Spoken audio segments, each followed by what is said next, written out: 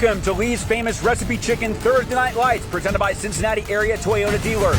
Tonight, the 2023 season begins in Greene County as the Beavercreek Beavers take on the Xenia Buccaneers. Good evening. Thank you for joining us. I'm Matt Digby. You'll hear from Tage Joshi in a minute. But first, we have a new member of our TNL family to welcome, and he's a man who needs no introduction, a Dayton High School legend, an Ohio State football legend, and a College Football Hall of Fame inductee. Keith Byers, well, happy week one. Welcome to Thursday Night Lights. Thank you. It's good to be here. I'm fired up. I'm excited.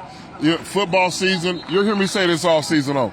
No matter what the weather is, it's football weather because it's football. It's Thursday night, week one. I'm excited to be here. In Xenia, watching them play backyard brawl against their rival, Beavercreek. I'm excited. I hope you guys sitting at home are excited and watching and tuned in. We plan on bringing you a great game, and we're just fortunate to be here this evening. Yeah, we are definitely looking forward to a great game tonight as both the Beavers and Buccaneers try to start the season 1-0. And right now, let's introduce the third member of our broadcast team, Tage Joshi. Good evening, Tage. Hey guys, it is football season and I am pumped. This whole stadium is pumped, and you know who's really pumped are the players. I've been watching them warm up behind me, and I've actually chatted with a bunch of them today, including some of the coaches. Now, Xenia had a great season last year, and they did lose some really great athletes who graduated, but I chatted with their coach and some of the younger guys today. They are ready to prove themselves, and of course on the Beavercreek side, they're happy for this Greene County showdown to start the match. I've been watching them warm up. They are flying out there in warm-ups. They've been running some 7-on-7s and some 11-on-11s as well in warm-up, so a lot of good stuff. But I want to make sure we talk about field conditions for a quick second here. They do have a turf field here, but we've seen rain on and off throughout the night. It might affect gameplay a little bit. Let's check in with Chief Meteorologist Natalie Walters for a look at rain throughout tonight's game. Well, high school football season kicks off tonight for Thursday Night Lights, Beavercreek at Xenia, and weather's not going to be terrible, but we do have some storms in the forecast on and off through the evening. So chance for storms about 6 p.m., 7 p.m. I think a lot of this activity will start to make its way out, but we will still see some rain and thunderstorms around through this evening. So we'll see if there are any rain delays through the evening, but otherwise we start to clear out with temperatures in the lower 70s by later into the evening. Thank you, Natalie. Up next, the coin toss and the opening kickoff. You're watching Lee's Thursday Night Football on MyTV Dayton. Heads and tails. Tails. Tails is the call. Heads, you've won the toss.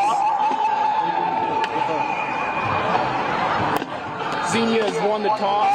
They are deferring their choice to the second half. You get the ball. Which way are you going to kick?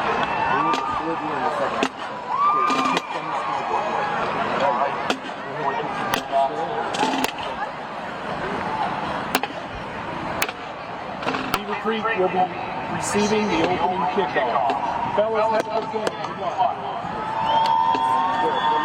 And that was the coin toss presented by Cincinnati Area Toyota Dealers. Beaver won and will receive. And now it's time to take a look at our keys to the game. Keith, what are your keys for both the Beavers and Buccaneers? Well, for the Beavercreek, just two of them.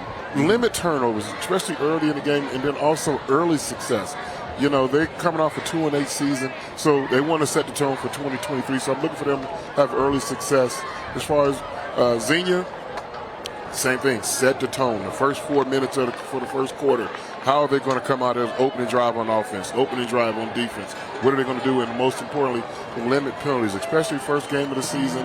You're not looking for them to be perfect, but you limit your penalties, holding penalties, outside penalties.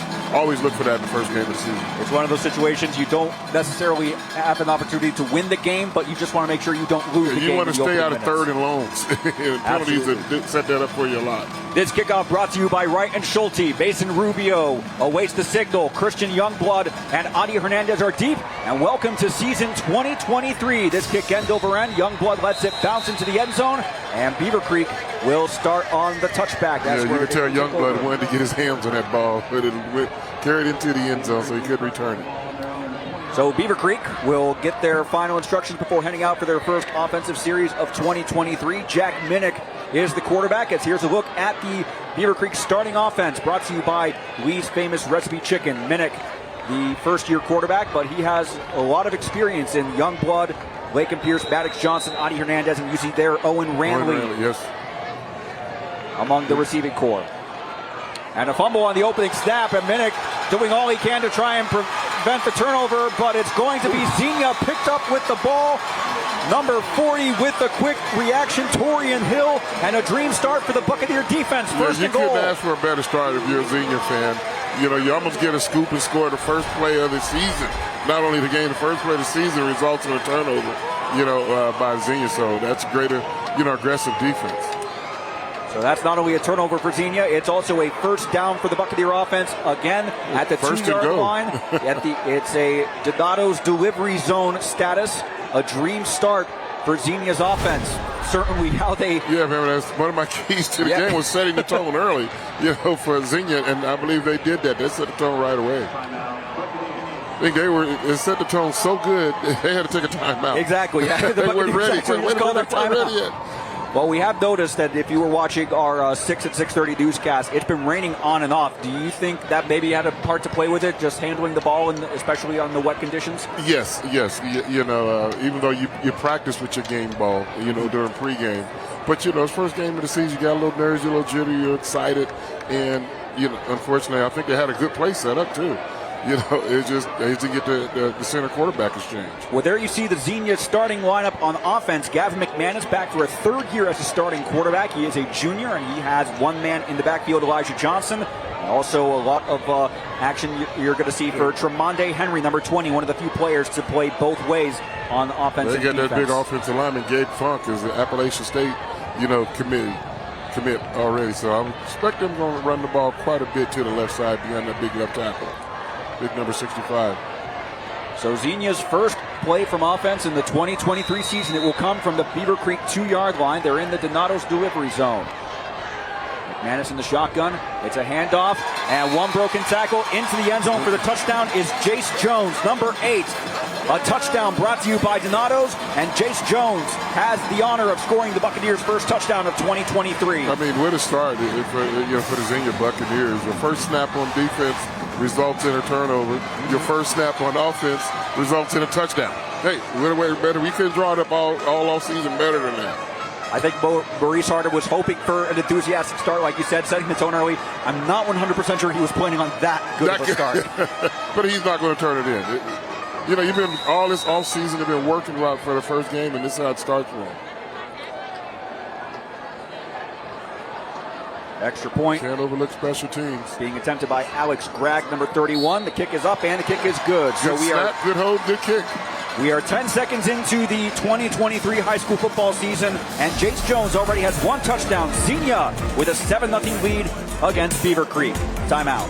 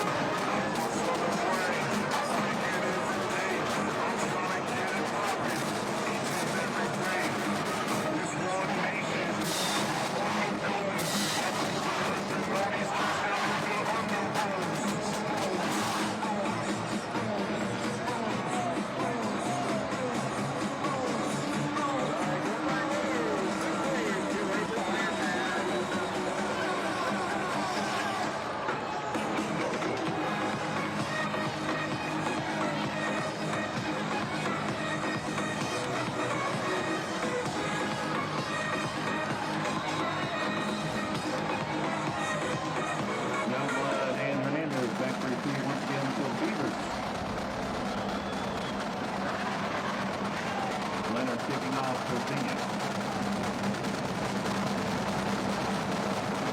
10 seconds into the first game of TNL 2023, and Xenia out to a 7-0 lead as this kickoff brought to you by Wright and Schulte goes into the end zone for a touchback. And Beavercreek will now begin their second offensive series, certainly hoping for a better outcome than their first series, which ended in a fumble on the first play. Yeah, that happens. Look at that. Opening first snap of the game ends in a touchdown. If you're Jace, Jace Jones is really excited. Good blocking at the point of attack. Guys are firing off. And I think that was an excellent call by, Coach Harden. So Minnick out for the second offensive series. Young blood on his left hip. Minnick able to control the ball, the snap, and Youngblood gets the carry, maybe a half yard, but he is stopped by multiple Buccaneer defenders. That's going to bring up second and long. No, that was excellent defense by Xenia, not letting them turn the corner. You know, you ask your defensive lineman outside line to set the edge, and that was perfect of, you know, setting the edge and, you know, just streaming out into pursuit camp. You see the Rand Associates scoring drive. Jace Jones with a 2-yard run on one play of 2 yards, and that's the first touchdown of the Thursday Night Live slate. And we have a pick six in the opening minute. Oh, my. You know, they was trying to run that bubble screen right there. And Victor Smith read that to a T. Seen it perfectly. This is not the start at all that Beavercreek wanted, and it's exactly the start that Xenia wanted. Well, they went 10-0 in the regular season last year. They had a very unexpected first-round exit in the playoffs, but touchdowns from Jace Jones, and now this pick six by Victor Smith, a touchdown presented by Donatos, and Xenia out to a 13-0 lead. You know, they out with the first play of the game, you know, for Xenia's defense last series.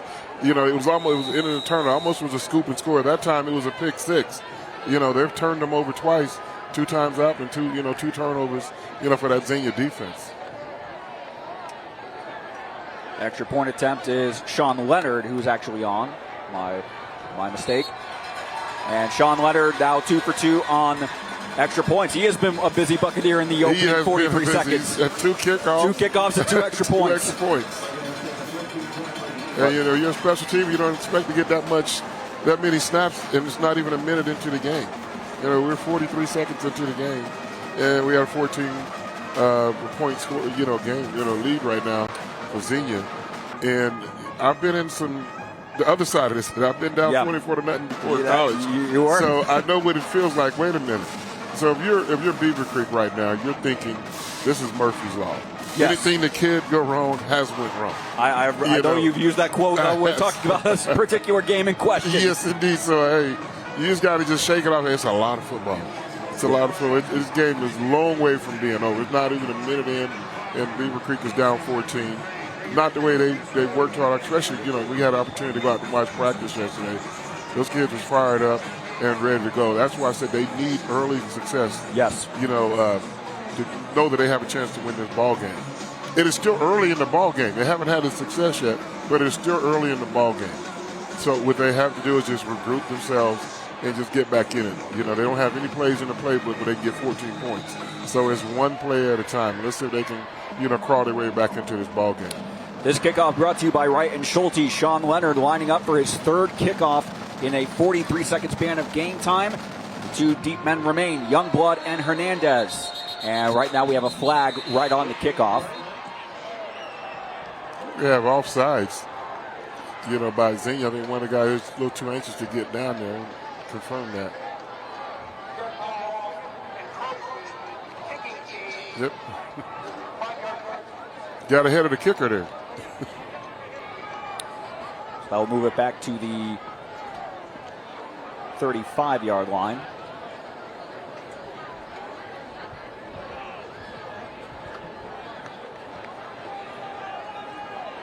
Yeah, the kids are fired up. They want to, you know, run down there and make a tackle. And we had a chance to speak with both the Xenia and Beavercreek players yesterday. They were both fired up. They were very excited. You know, opportunity to play a rival, opportunity to play on a Thursday night lights. You know, not every team is playing on Thursday. Exactly. They're all waiting till tomorrow night to get the season going. So they're playing in prime time. Exactly. It makes you feel good. Well, Jace Jones and Victor Smith certainly got the memo.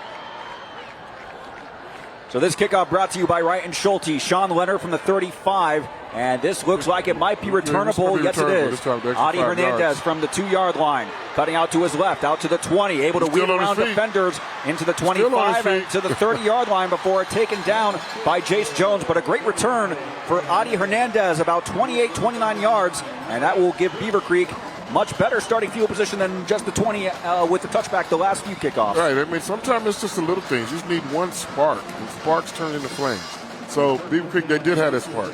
So here's a look at the starting lineup for the Xenia defense, and they play a 3-4 setup. You have Lewis Freeman, K.O. Webb, and Aiden Brewer. Those are the D linemen, and then 4 linebackers and 4 defensive backs. Again, we know who Victor Smith is. We all know who Victor Smith is, yeah. And Tremonde Henry, you already saw him on the Xenia offense, one of the few players who will go both ways on a regular basis tonight. On first down, Minnick fires over the middle, incomplete. His intended man was number 5. Yeah, he had Austin him in. That's his second, pass of the day. He's just a little excited right now, which is first game of the season. You got a little butterflies, a little jittery. You had a receiver open. I'm sure they're going to come back to that play. And we notice below us the umbrellas are coming out, so the rain has indeed returned. It's supposed to be on and off throughout the evening. It was on and off the last couple hours when we first arrived at Doug Adams Stadium. Yeah, that's probably one of the reasons why that ball got away from him a little bit. And on second down, a handoff to Youngblood, and he's met. Going to be a short loss. That was number 10, Ronnie Butler, on the stop, and Beavercreek will face a 3rd and long. You mentioned the rain. My high school football coach at Rolfe High School in Dayton was Tom Montgomery, and he always used to tell us, it doesn't rain on the football field. It doesn't rain on the football field. So it doesn't rain on the football. It's only rain in the stands. Yep. It's not rain on the football field. 3rd down 10 for the Beavers coming up. This is not what they wanted, 3rd and long. Line to gain is their 41-yard line. And Minnick's going to line up under center.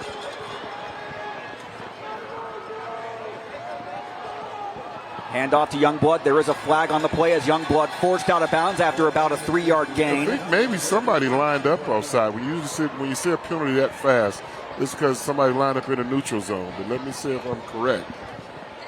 I didn't see anyone flinch on a Beavercreek's team.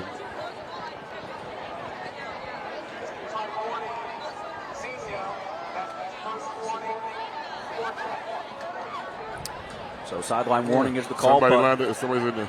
When the referee bumps into somebody, they sideline warning.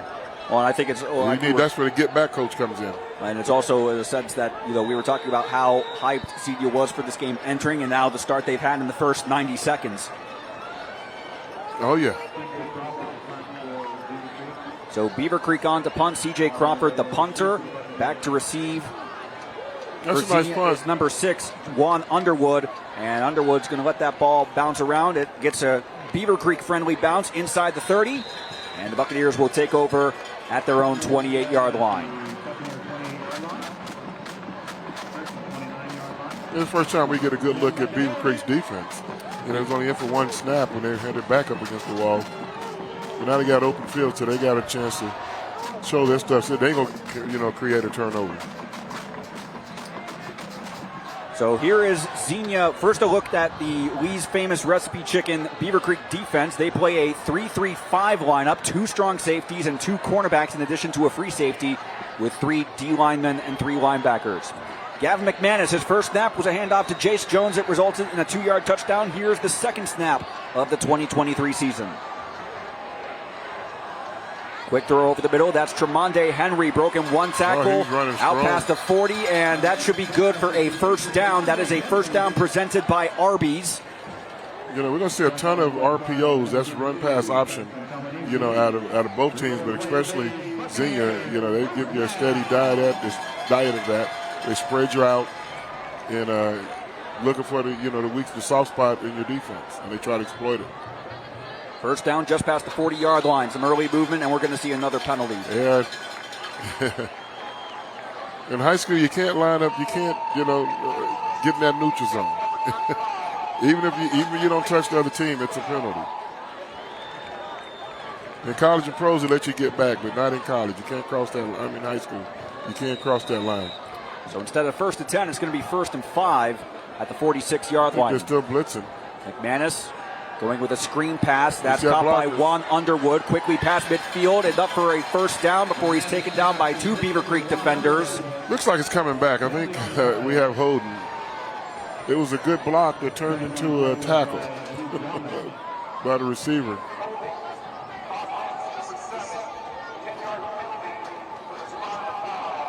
And they got Sean Fishwick. Sean Fishwick with the penalty there. He's holding a little too much, and got to watch those hands. You got to keep them on the inside. He had a good block, but you can't take him to the ground like that. You can knock him down. It's hard to hold on to him and take a kid to the ground. So it remains first down, and from the spot of the marker, the line to gain is the Beavercreek 49-yard line. They're lining up at the 45-yard line of Xenia. McManus, here's a handoff. It's number 5, Elijah Johnson, trying to get around the corner, and he does have enough for the first down into Beavercreek territory to the 45 before being taken down. And that results in a Xenia first down presented by Arby's. That was a nice run by Xavier, by Johnson. I mean, Elijah Johnson. I mean, you just cannot teach speed. Watch how he just turns the corner. 32 is in an excellent position, but you can't you can't teach speed. And that was Kaisen Kawanishi, the closest Beaver defender, who had the angle but just couldn't quite get the contact. And McManus now, I don't think he's attempted the pass yet. Here is his first pass.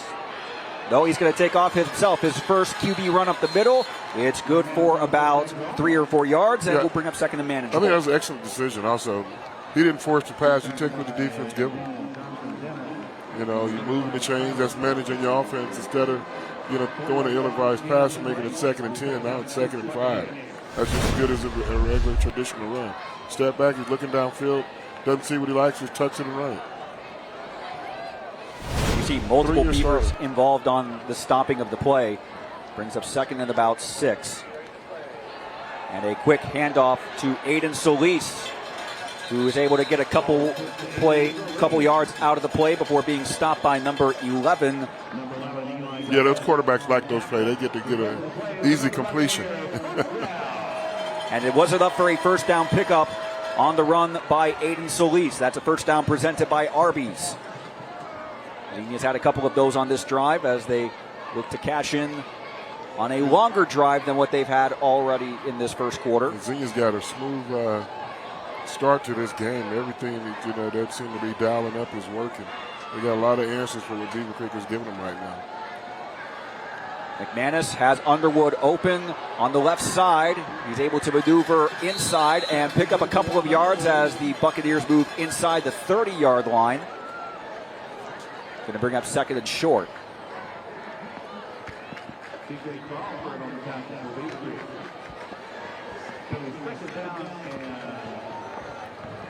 So this is more probably what Xenia was expecting for one of their first drives, a longer, more drawn out, having to go the length of the field. Eat up some clock as we're already narrowing on 7 minutes to go in the first quarter. Because we're in the comfort of his press box, and we can see the weather is having an effect. So that's why they're going to throw more slow, controlled, passes and just let the running game run. Let the running backs eat. Hand off to Elijah Johnson up the middle. He looks to have enough for the first down at about the 23-yard line before he is stopped. And that's going to result in another Xenia first down brought to you by Arby's, presented by Arby's. Yeah, I mean, if you're Beavercreek, you need a turnover. Or, keep them out of your end zone. You're looking for something positive, to happen. And it's just a matter of who's going to step up, and make that play. But, Xenia is just really being methodical right now, just taking what the defense gives them. And they're doing an excellent job of it. From the 23, McManus in the shotgun, handoff to Johnson. Met in the backfield, and it will be all he could do just to maybe gain 1 or 2 yards, but that was a great read by number 16 for Beavercreek. Deshaun Suber read that play and was able to prevent a big gain. Yeah, it was good running by Elijah Johnson. Suber did a great job of holding on until help arrived and, enabled, Johnson to get a couple of yards out of it. Instead of it being a loss of 3, it was a gain of 3. McManus remains in shotgun formation. And this time he's going to throw to the left. It is caught by Henry. He got both feet down inside the 20-yard line. So that is a trip into the Donato's delivery zone for the Buccaneers. Donato's is a great call for after the game. Be sure to order online for pickup or delivery at donatos.com. Every piece is important, but we do have a flag.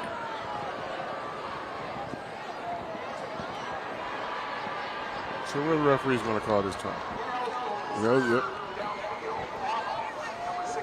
That's what happens sometimes. You run those RPOs and it's not, happens quickly that offensive lineman has a tendency to, block downfield and take a step too far and then you have lead the man downfield. So instead of a first down in the red zone, it is a second down and long from the 26-yard line. Jace Jones off right tackle and stopped for only a gain of about 2 or 3. C.J. Crawford involved on the stop, number 25. So this is with Beavercreek wanting to happen defensively. Give them 3rd and long. If they can, convert, make it go to 4th down, then Xenia would have a decision. Are they going to kick a long field goal or go for it? Buccaneers just outside the Donato's delivery zone as McManus looks toward the sideline, awaits instructions from Maurice Harden. I'm liking how McManus is controlling the team, being his leadership. 3rd-year starter. Throw over the middle is complete, and that's the first time we've seen Ball's a completion loose to the tight end, but there he's down. They come down by contact. That was almost a turnover that Beavercreek was looking for. So the pass was complete to Caden Jenkins. And it's going to be 4th and short by the ruling. Jenkins the ground with the catch. Calls it fumble. That was 35 right on the stop for Beavercreek Tyler Kelly. Yeah, the ball was coming loose, but they don't have replay in high school, so it stands. Going forward on 4th down, Jones off the right side, pushed forward on the tackle by C.J. Crawford, and that alone should be enough for a first down as the Beavercreek defense unable to get the stop. Xenia has entered the Donato's delivery zone. Donato's Pizza, a great call for after the game. Order online for pickup or delivery at donatos.com. Every piece is important. 4:19 to go in the first quarter. Xenia with a 14-0 lead off a Jace Jones touchdown run and a Victor Smith pick 6. They've got a good drive going. See if they can end this with 6 points on the board. And this is also another first down presented by Arby's. Handoff to Elijah Johnson. One broken tackle. He's inside the 10 and eventually down to about the 6-yard line. Ball came loose again, but the ruling is that Johnson was down. The ground doesn't cause a fumble. Again, we go back to that wet turf. It's been raining on and off. I do see maybe a few of the fans are starting to put away their umbrellas. The others, not so much. Again, the rain ever present. Ever.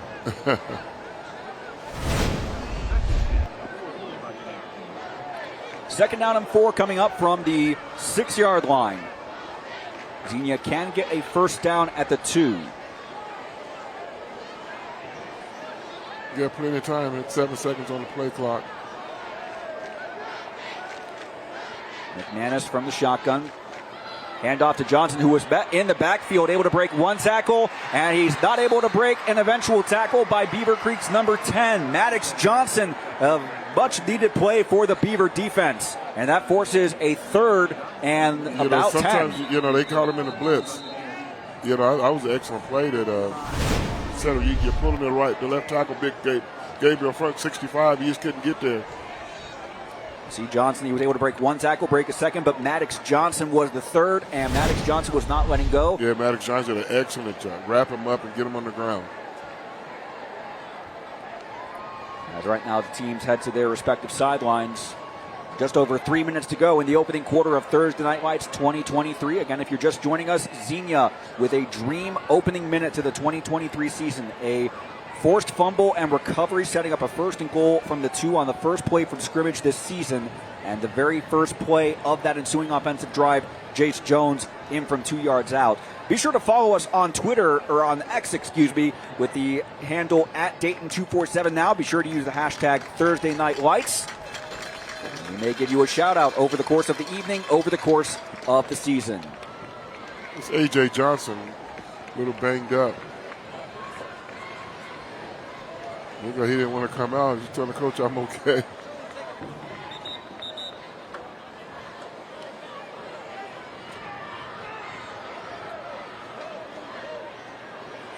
So with Johnson making the tackle for loss, the first major play of note for the Beaver defense, that's going to put Xenia in a long situation just to get the first down. They can get a first down at the 2. Yeah, Beavercreek needs another defensive stop right here to get them to 4th down. McManus rolling to his left. Fires to the end zone. Got a man in the back end. Almost brought it in. In and out of the hands of Juan Underwood. He almost brought that in with one hand. He was able to get behind the defender, but couldn't quite hang on to the ball. But again, the rain has returned. The right-handed quarterback rolling to his left. It's a tough throw, but he gave it a shot. You give your receiver a chance to make the play. I mean, if he does make that catch, you could arguably book it right now as the play of the season. Yeah. I think that way he makes that catch, that's going to be a lot of highlight shows tonight. So 4th down coming up, and Xenia's going to attempt a field goal from about 28 yards. It will be Sean Leonard, who is 2 for 2 on point after touchdowns so far. And now we have a flag. I think we had...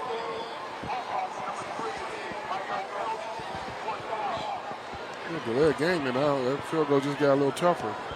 So it was going to be a 28-yard attempt. Now it's pushed back 5 yards to 33.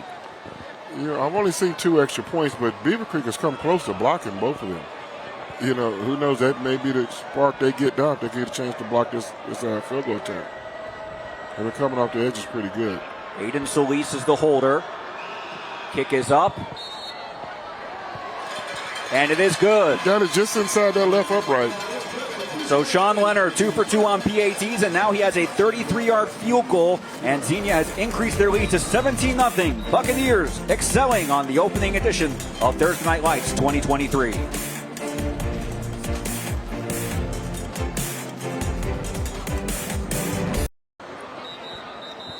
Welcome back to the 2023 season premiere of Lee's Thursday Night Lights, presented by Cincinnati area Toyota dealers, greeting you from Doug Adams Stadium in Xenia, Ohio, where the Buccaneers of Xenia are out to a 17-0 lead against the Greene County rival Beavercreek Beavers. Matt Digby, Keith Byers, Tage Joshi, and our crew excited to bring you another season of high school football on Thursday night. And it has been an outstanding first quarter from a Xenia perspective, Keith. Oh, absolutely. I mean, you couldn't draw it up any better. I mean, first game of the season, so you've been thinking about your first game of the season all off season. So, you know, you've been dreaming about how we're going to start the season. First game is going to happen. Well, the first time your defense gets out there, they get a turnover, almost a scoop and score. First time your offense gets out there, they score a touchdown in the first plays of the game. So, doesn't start any better than that. This kickoff brought to you by Wright and Schulte as Sean Leonard sends it to about the 5-yard line. It's Adi Hernandez, who had a great return a couple minutes ago. He's going to be stopped at about the 20-yard line here, and that's where Beavercreek will take over for their 4th series of the game. Yeah, this is still a rivalry game. You know, this is Xenia and this is Beavercreek. They go back a long way. You know, so even though Beavercreek didn't get the start that they wanted, you know these kids aren't going to quit. They're going to play it till they hilt. So we got a lot of football to play. A look at the scoring summary brought to you by Rand Associates. 9 plays, 47 yards. By far the longest drive of the game so far for either team, not just the Buccaneers. But it resulted in a 38-yard field goal by Sean Leonard to increase the lead to 17-0. And Sean Leonard got the early vote for me for special teams player of the game. So Jack Minnick back out for a first down and 10 for the Beaver offense. Whoa. And another high snap. Minnick Just fall on it. trying to fall on it. He was not able to do so. Ball's still loose. Xenia thinks they have it, and if they do, it's going to be 1st and goal inside the 5, and it is Buccaneer ball. I mean, it seems like as soon as Beavercreek got on the field, the rain picked up. It just started raining even like harder. That on and off all evening long. They must feel snake bit. Like, wait a minute, it wasn't raining hard a few minutes ago.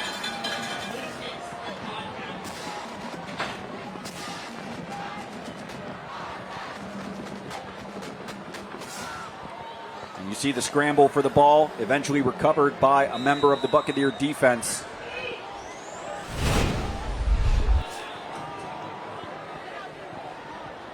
And Xenia automatically in the Donato's delivery zone.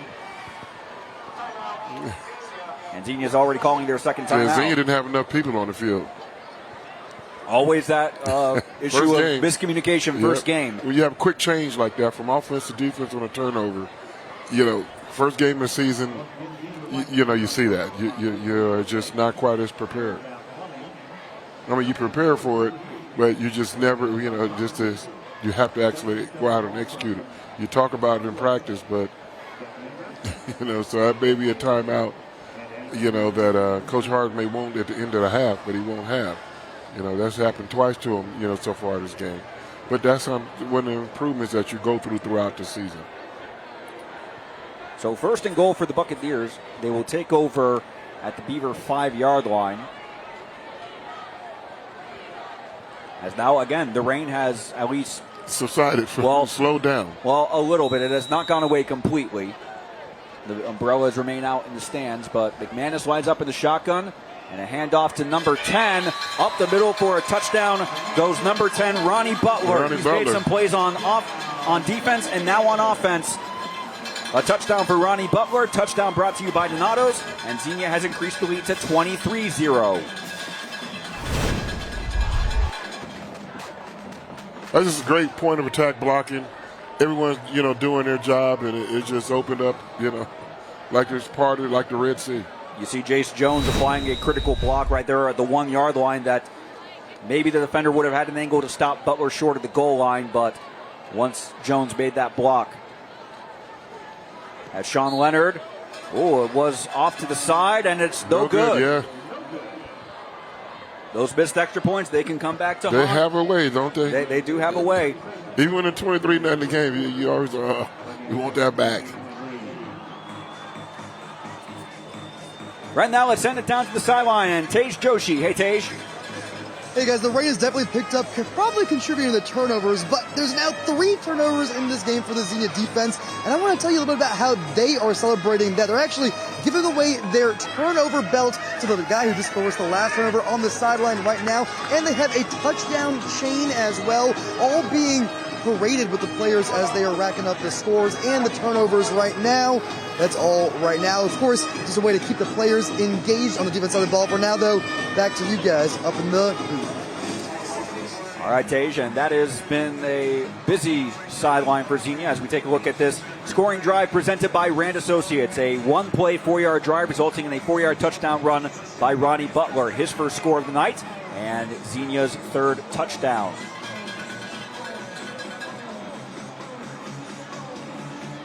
So 2 touchdowns off of fumbles and a pick 6. Xenia playing exactly how they were wanting to start the game with the tempo and the momentum. Beavercreek, a long way to go in this football game, but it's a matter of, can they put together some positive plays? They have on defense, they've been able to stall Xenia at times, including limiting them to a field goal. Yeah, one of my keys to the game was for Xenia to limit their turnovers. I probably should have switched that to Beavercreek. As this kickoff brought to you by Wright and Schulte goes into the end zone. That's the 3rd touchback for Sean Leonard. And the Beaver offense will start at the 20-yard line. Again, that's one of those tales for Beavercreek. Can we get this quarter over with so we can get somewhat of a restart? Have a chance to reset. From a directional standpoint, you look at the Xenia players, where they're going left to right on your screen. That's toward the south end zone. That's heading right towards US 35. Beavercreek's going north. You think it's one of those situations that whoever goes south may have the better opportunity? That seems to be the case right now. Superstition. Yes. That south end zone is getting a lot of work right now.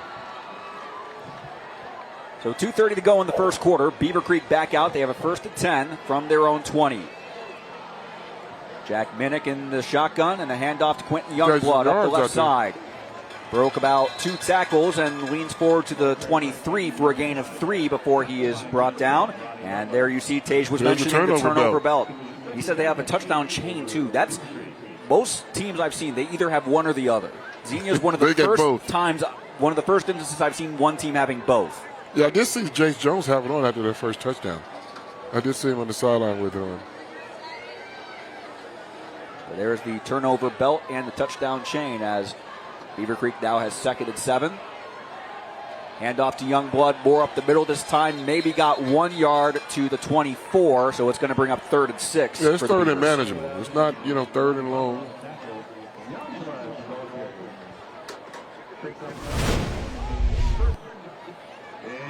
Another looked like it almost could have gone sideways if not for the quick thinking of Minnick to prevent the snap. Another loose snap. Yeah, it's got a little wild. Sometimes the referee's out there with a towel to keep the ball dry.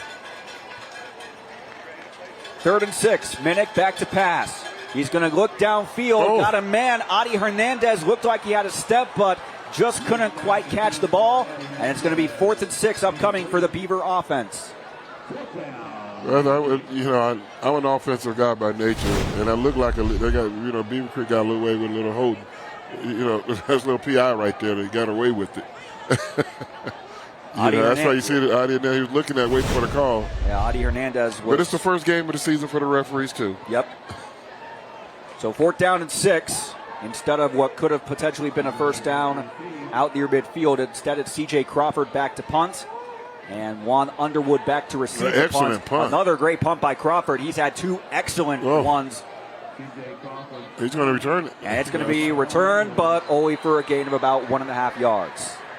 That's one of those ones, if you're a special team coach for Xenia, you're like, leave it alone. There's nothing good going to happen at that point. Only thing can happen is usually something bad. 1:01 to go in the first quarter. Xenia with a 23-0 lead. As we take a look at some of the highlights from the first quarter, here was the first snap from scrimmage of the game.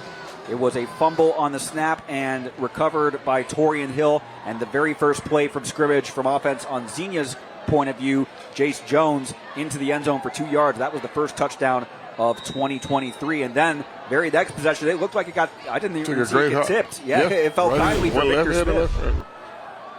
As a handoff up the middle to start this drive for Xenia, it's Elijah Johnson out past the 25 to about the 27. It's a pickup of 2. And there's no rain. At last, the sun is out. The cloudburst went away. And we've seen 3 seasons overall. We've seen everything except snow so far today. Spring, summer, fall.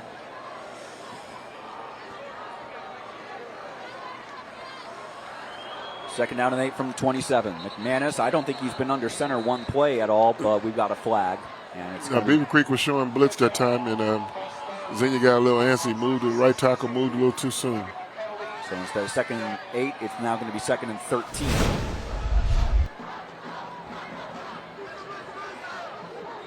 Yep. One of the linemen was a little overeager to start the play. Like we talked about, first game excitement. First game nerves. Elijah Johnson up the middle, out to the 25, so past the original line of scrimmage. It's going to be 3rd and about 8 coming up. The clock may run out, though, before they get the next play off. To get this one off.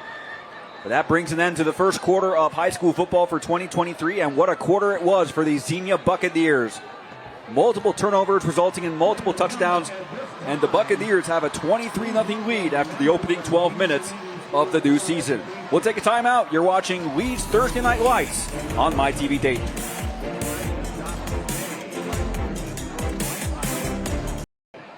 Xenia, welcome back to Doug Adams Stadium in Xenia, Ohio. The season premiere of Thursday Night Lights, Lee's famous recipe chicken Thursday Night Lights, presented by Cincinnati area Toyota dealer Xenia, with an absolutely ideal first quarter as they lead the Greene County rival Beavercreek Beavers by a score of 23-0. Matt Digby, Keith Byers, Tej Joshi, and our crew as the Xenia offense back out, facing a 3rd and 8. We haven't had many third down situations for the Xenia offense. Did Xenia bring their punter to the game today? We haven't seen him yet. On 3rd down, McManus from the shotgun throws over the middle, and it is short. Looked like Juan Underwood was the intended receiver, but it was underthrown, so now we're going to have a 4th down situation for Xenia for the first time today. Yeah, I don't see any flags on the field, so I guess we'll find out who Xenia's punter is.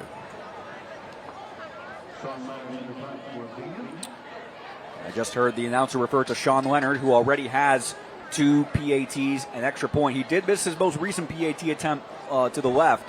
You never know if that will come back and be a deciding factor late in the game, but well, this is the reset that Beavercreek was, looking for. Okay, they scored 23 points in a quarter. Said we can score 23 in a quarter. It's possible. One man back for Beavercreek is David Svoboda, waiting around his 42. Nice He's being driven all the way back, and it's going to settle inside the 15. It's going to be inside the 10. We've seen great punts from C.J. Crawford in the first quarter, and the first punt from Sean Leonard is excellent inside the 10. I said in the first quarter, Sean Leonard is a special teams player of the game so far, and he's still proving that. I was jokingly asking who's the punter, And we found out it's the same kicker. Sean Leonard making his presence known. Let's go down to Tej Joshi on the sideline.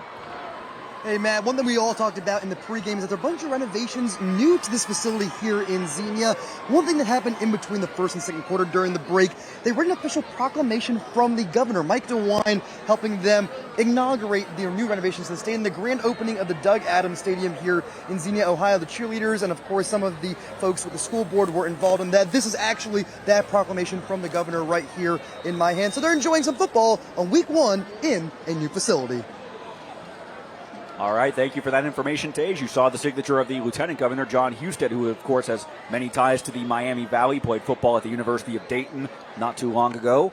As Beavercreek on their first play of this drive. A pass over the middle, intercepted by Luke Russell. Jack Minnick was trying to go downfield, and Luke Russell read that pass, got another interception, and it's going to be a first down in the red zone for the Buccaneer offense. Yeah, I mean, you don't throw the ball late over the middle.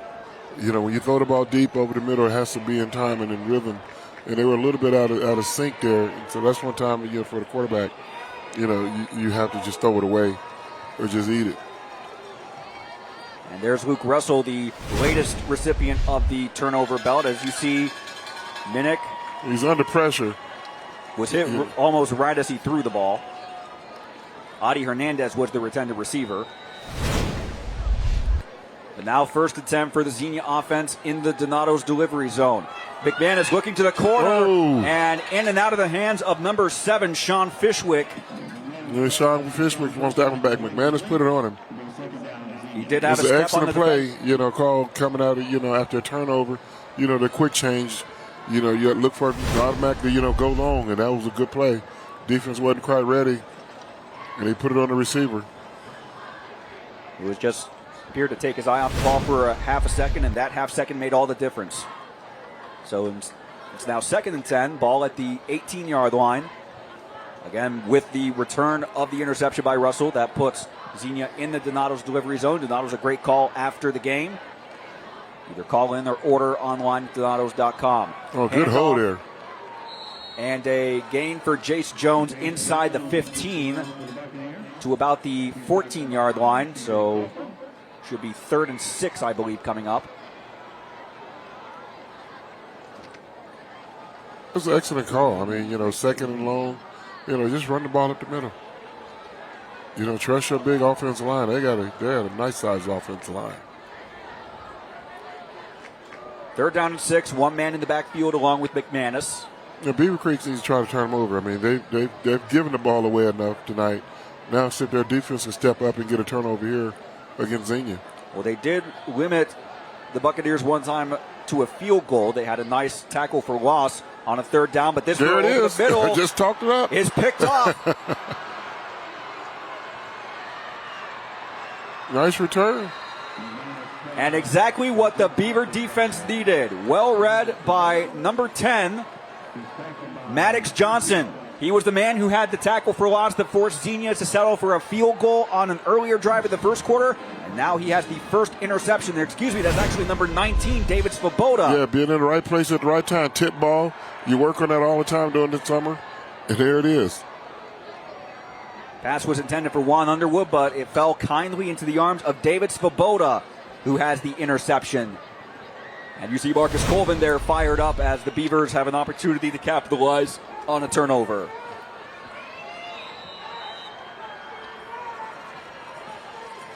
So these rivalry games, that happens. You never count them out. 10:33 to go until halftime. Minnick in the backfield with Youngblood on his left hip. And almost in confusion, Youngblood eventually receives a delayed handoff. Got a great block, has a first down out to the 39-yard line. So you talk about good plays helping build momentum. A big interception by Svoboda leads to another first down. It's the first down of the ball game for Beavercreek, and it's brought to you by Bathmasters. That was a nice run by Quentin Youngblood. I mean, we sitting there, had a chance to talk to him yesterday at practice. So he was ready to play yesterday. He's fired up. They're going to give it to him again. Youngblood this time met more closer to the line of scrimmage, but he does manage to gain maybe 1.5, maybe 2 yards. So it will set up 2nd and about 8. You got to put the ball in your playmaker's hands when you're down like that. And I mean, You know, the kid runs hard. It's only a matter of time for he's going to, make your play. And this is the first time that Xenia's defense has been put in a little stress. And Minnick looking to the air, going downfield. It's over everyone's head. The intended receiver was Lakin Pierce, but he was defended well and Tremonde Henry was right at Johnny on the spot. Excellent position. Again, Henry, one of the few players for Xenia to regularly play both ways, and now Beavercreek is in a third down situation. 3rd and 8 from their own 41. This is the farthest they've gotten so far today. Can they keep it going? Maybe even past midfield, maybe even result in some points. Yeah, I don't know. If I'm Beavercreek, if I get it to 4th and less than 3, I may go for it. You got to try to do something to change the momentum. You got a turnover. See if you can capitalize here on this crucial 3rd down. Minnick in the shotgun formation, but Marcus Colvin decides he wants to call timeout with 9:44 to go until halftime. Marcus Colvin almost ran over the referee trying to get that timeout. So we're going to take a timeout as well. 23-0 Xenia, but Beavercreek has 3rd down near midfield on Thursday Night Lights. 9:44 to go in the first half of play here at Doug Adams Stadium. Xenia with a 23-0 lead against their Greene County rival Beavercreek, but Beavers off a turnover by David Svoboda. They've gotten a 1st down out of it, and now they have a 3rd down and 8 at their own 41. The furthest they've gotten down the field so far today. Now they'll try to pick up a second 1st down of this drive. See if they can get into Xenia territory. They haven't made it yet. Minnick with Hernandez in motion. Minnick quickly finds himself under pressure and goes down with a sack by number 33. That's Cecil Piner, who read the play, was able to get past the Beavercreek offensive line and force Beavercreek into 4th down and very long. He said that was a good call, defensive call, coming out of the timeout to send the extra blitzer. And, they got Beavercreek on his heels. So C.J. Crawford back to punt. His first 2 punts have done very well, not returned. And he's able to get this kickoff as well. It looks like this could be returned by Juan Underwood, taking on one hop from about the 27-yard line. And he's quickly tackled for a short gain on the play. Johnny on the spot was number 30 for Beavercreek. That's Zane Pyatt. He was very quick to run downfield and prevent a long return for Underwood. Tell he's been in the weight room. I mean, he just sit there and just slam him down with one arm. Mm-hmm. Big, strong kid.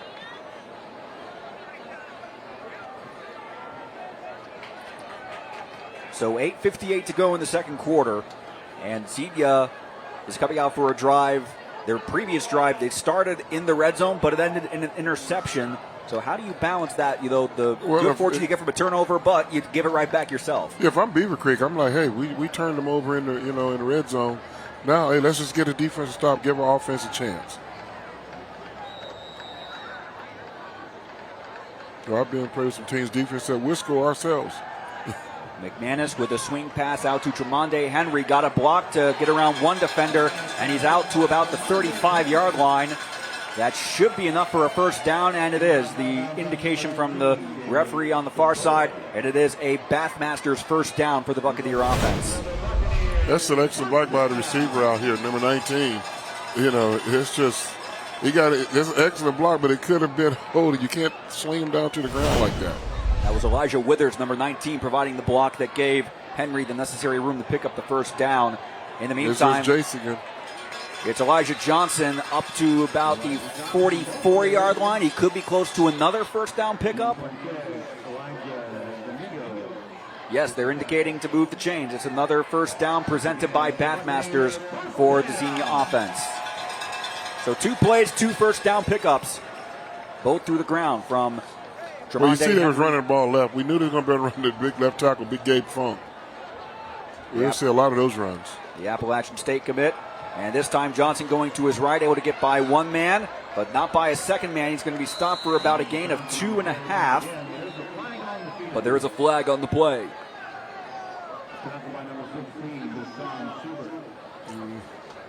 Preliminary, it kind of looked like it was holding. But no.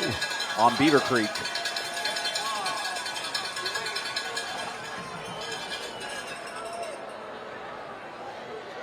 And that will actually take the ball past midfield into Beavercreek territory to about the Beaver 48.5-yard line. I don't see the face mask. He just grabbed him by his shoulder pads. First contact was definitely not face mask. Yeah, like I said, it's the first game for the referees, too. Here comes a blitz. McManus with another swing pass, this time to Underwood. Has enough of a space to pick up a first down, but there is a flag. Underwood ultimately forced out of bounds at the 33-yard line, but we'll wait to see if the play comes back.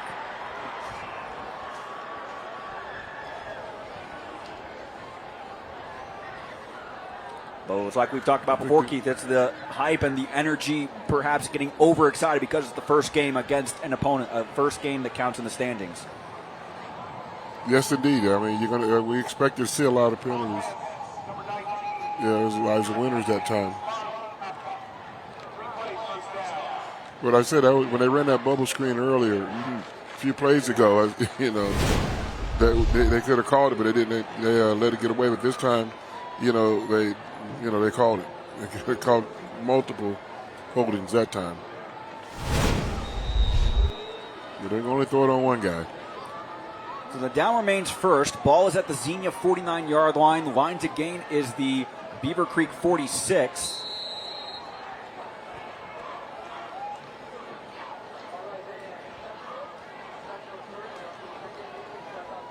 Right now, a brief stoppage in play. I think they're just going to reset the play clock. There's some kind of equipment issue there, and the referee, he got to take him out. Safety first. Yes. Very much so. Good job by the referees. So McManus almost bobbled the snap, but a clean handoff to Jace Jones. He does well to get past midfield, but he will be stopped at about the 49-yard line of Beavercreek, so a gain of 2. That brings up 2nd down and 3. Yeah, coaches like 1st and 5.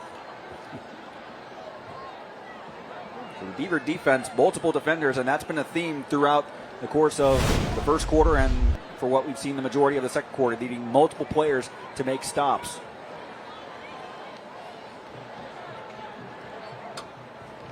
Yeah, Coach Harden said they spent a lot of time in the weight room this offseason, so it's showing up nights like tonight. McManus throwing to his right, complete by Underwood, enough for a first down, and he's going to be stopped at about the 39-yard line. Important there that number 16 for Beavercreek, Deshaun Suber, was able to hang on and prevent what otherwise would have been a bigger gain. But it is a Bathmasters first down pickup for the Xenia offense.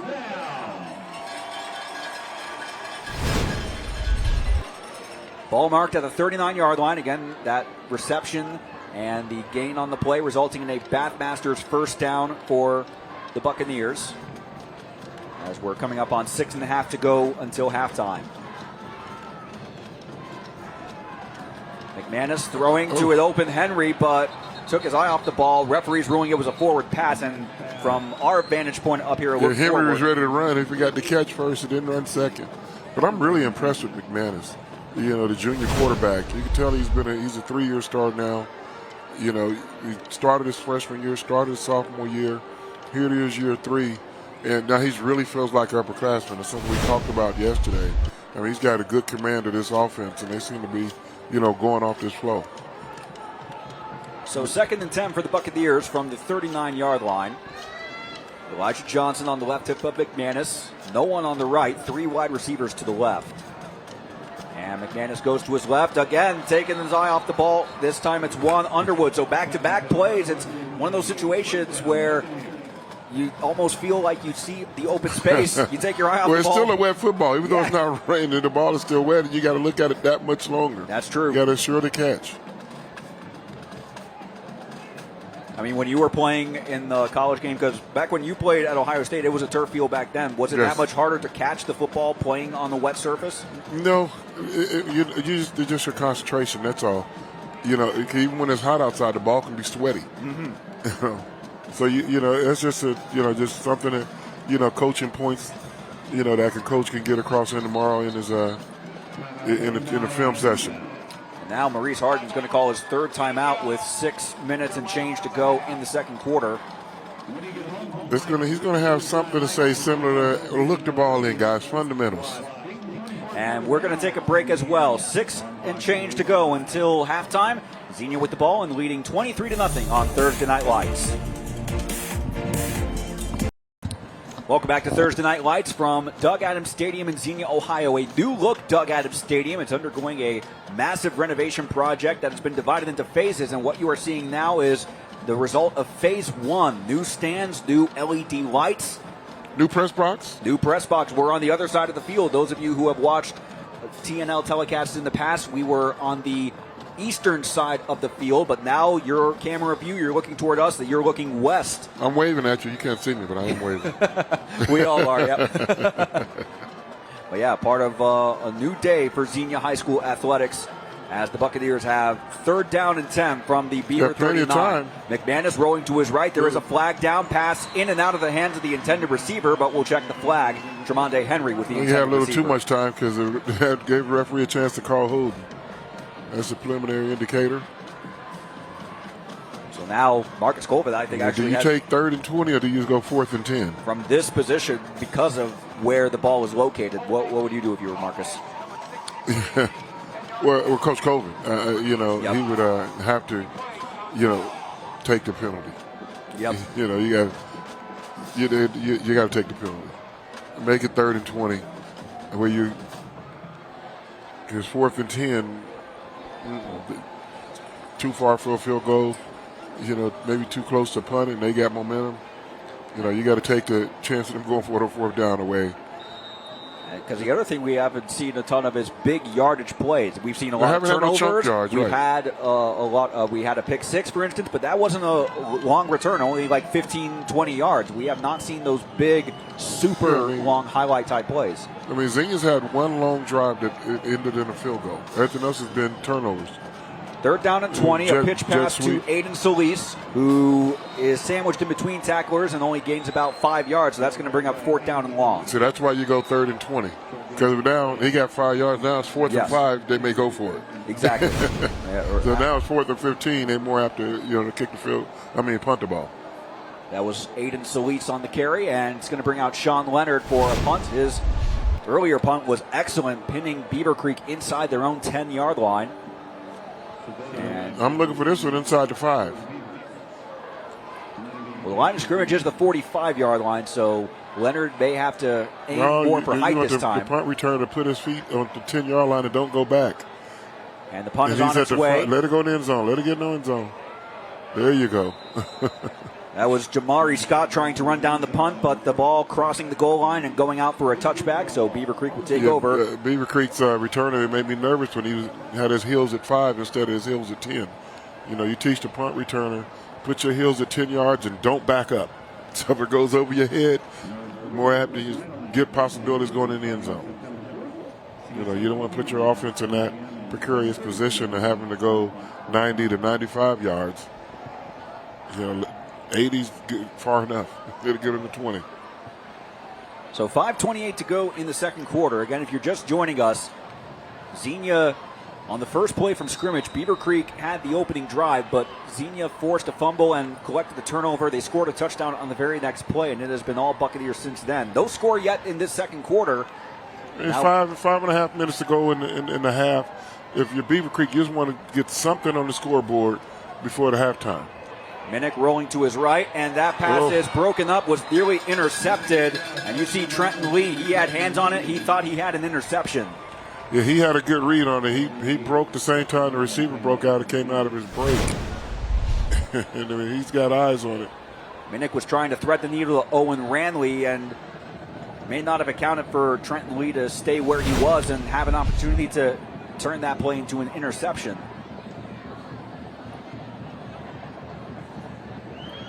You mentioned especially, Keith, for Beavercreek trying to get something because of the fact that Xenia will be getting the ball first to start the second half. Youngblood is as running here's that ball. Youngblood up the left side, close to a first down pickup to about the 30.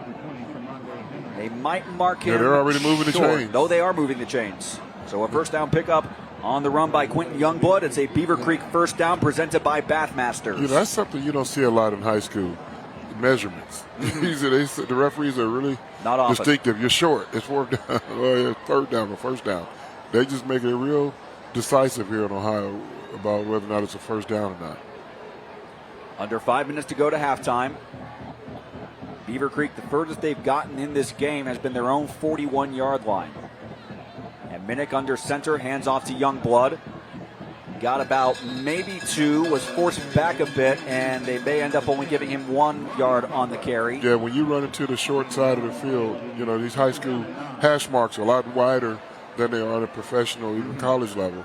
So when you run outside that hash mark, it has to be blocked perfectly to the short side of the field. 2nd down and 9 coming up from the 31-yard line.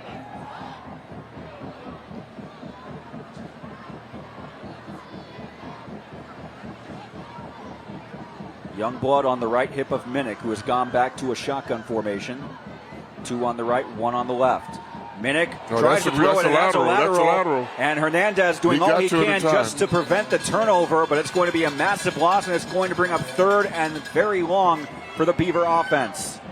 That's a heads up by Hernandez by recognizing that was a lateral instead of just didn't get lethargic and thought it was an incomplete pass. That was miscommunication on the part of the offensive line because a Xenia defender was able to get through and hit Minnick right as he let go of the ball. That was number 4 for Xenia, K.O. Webb, who made the contact. And Adi Hernandez was able to get to the ball before Aiden Solis, but it's now 3rd and 22 from the 18-yard line. Not very many plays in the playbook for 3rd and 22. Make that 3rd and 27. Early movement. The rain may have gone, but the momentum continues for Xenia.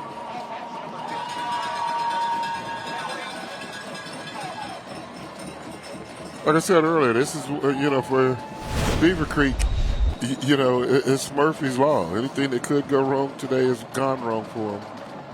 And, you know, the guys are just too excited. You got to relax. And I'm sure that's going to be the halftime speech out of Coach Colvin to say, hey, guys, just go back and regroup. Another bobbled snap by Minnick. He's able to get the handoff to Youngblood, who has about a 10-yard gain. He's still running.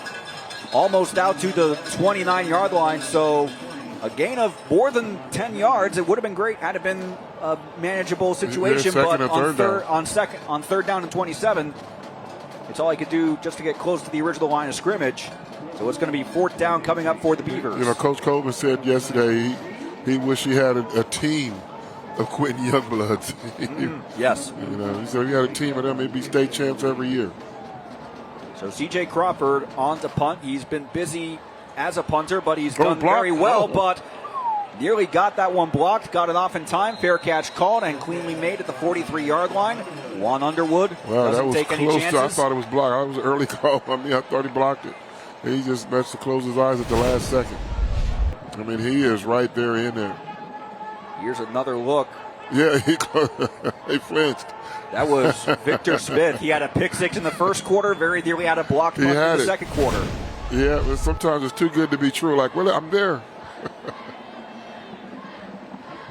First game of the season. You know, those are all teachable moments, and you can correct them. No matter the outcome of this game for either side, it's going to be a lot of coaching points out of both coaches, because that's when you see a lot of improvement.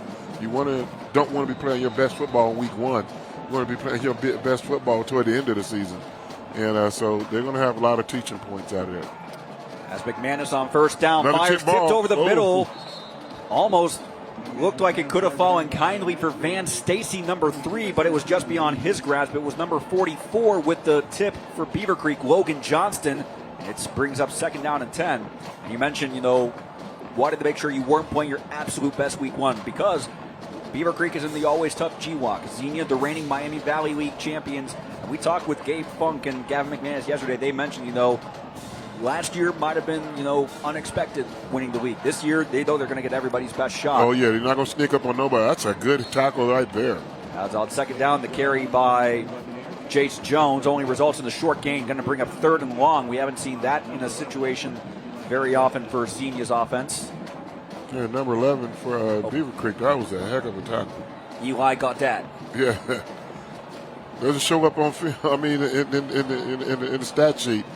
But if you're a running back, you'll feel that one. Nice hit.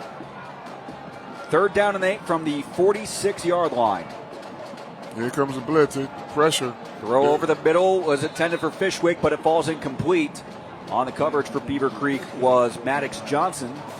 You know, we talked to both coaches yesterday, and they both had a great deal of confidence in their teams and a healthy dose of respect for their opponents. Mm-hmm. This team, regardless of what the scoreboard says, these teams are pretty well evenly matched. They have been. If not for outside the turnovers, is only difference. If not for the turnovers, it's a 3-point game.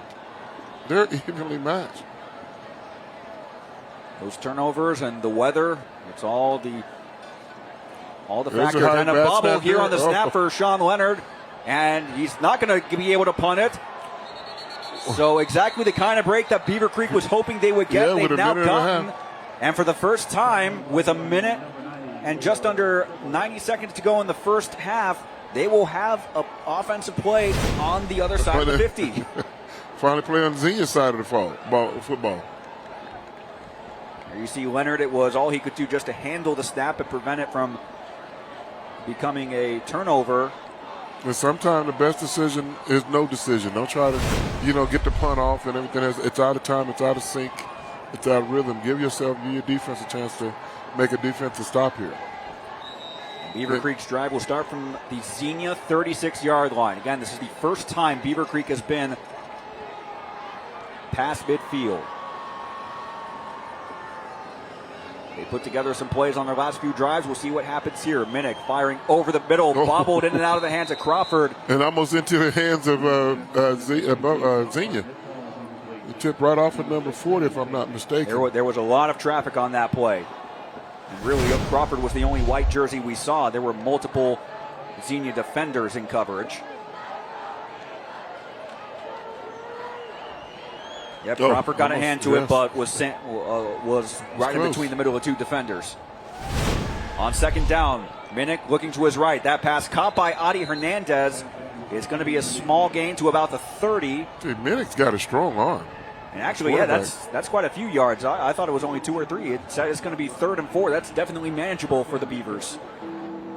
They still have 2 timeouts, and clock stops on the first down. I believe they're in 4th-down territory here. We are under 1 minute. They get a big loss, but I think they're going to go for it on 4th down. They're going to convert the first down. Under 1 minute to go until halftime. 3rd and 4. Minnick looking toward the end zone. Got a man. It is caught. With a pass and what a catch, by number 4, Lakin Pierce. Not often we've seen big downfield passes, and we do have a flag, but probably what a catch by Pierce.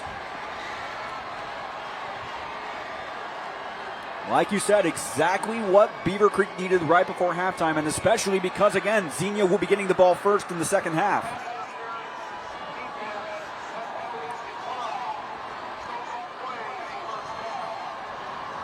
What a catch by Lakin Pierce to give Beavercreek a first down presented by Bathmasters, and it also puts them in the Donato's delivery zone. Yeah, can they punch it in from here? 44 seconds, 2 timeouts.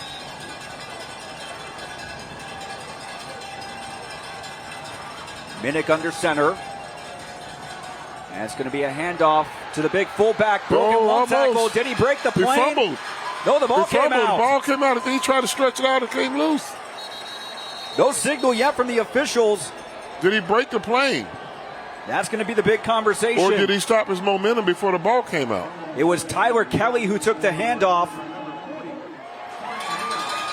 And they're going to say a turnover. Oh, what a bike breaker. Tyler Kelly thought he had a touchdown run to put Beavercreek on the board. But Ronnie Butler... Did he break the plane? But he was trying to extend the ball across the plane, and I believe he did. But the angle for the referee didn't see it. And if we had that side angle, I believe he broke the plane. That's how the ball came loose.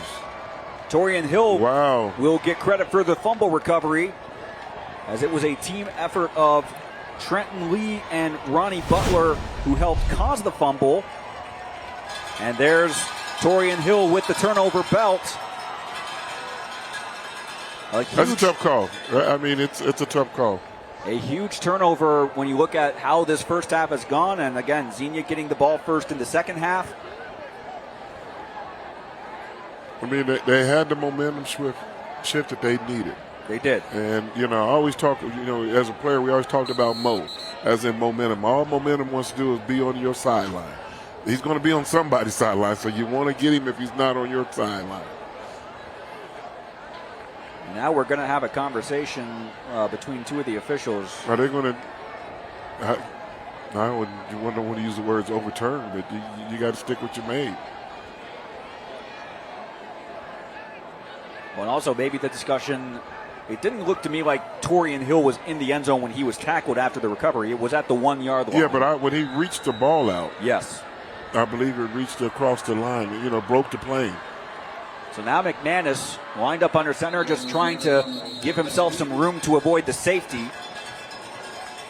And it looked like he's done that as the clock now under 15 seconds to go. I wouldn't snap the ball anymore if I was Xenia. Let's go to halftime. But if I'm Beavercreek, I'm calling 2 timeouts to make you snap it. Well, indeed, that will be it for the first half of play. An eventful first half. What a start for the Xenia offense. Beavercreek able to establish some momentum of their own in the second quarter, but a turnover right on the goal line, resulting in no points. And the Xenia Buccaneers have the lead 23-0 at halftime on this 2023 season premiere of Lee's Thursday Night Lights, presented by Cincinnati Area Toyota Dealers. So, overall, first thoughts of the first 24 minutes, Keith Byers. Again, we've seen great plays from Xenia, especially from the defense. Beavercreek actually will make a first. Before we get Keith's thoughts, first we'll go down to Tej Joshi on the field. Coach, a great first half for you guys. A lot of turnovers and a lot of points. How'd you get you guys motivated to get it into this half? I think we just wanted to start out fast. It's something that we preached and teached all week, starting fast and playing with great effort and great intensity. My last thing for you, what are you going to talk to the guys in the halftime huddle about? I mean, what's the plan for the second half? Are you going to keep this momentum up? Absolutely, but we need to execute better on offense. Defense is playing their behind off right now and doing some really great jobs of stopping them, but we got to do a better job on offense of being more consistent at executing. Any specific place on the execution side your work? Is that penalties or drop passes? What are you looking at? We got to run God's favorite play a lot better. Is that a halfback power? No, it's God's favorite play is power.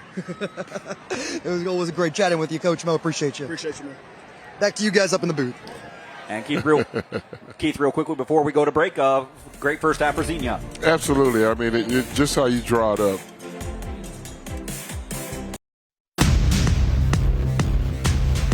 The Halftime Report has been sponsored by Wright & Schulte.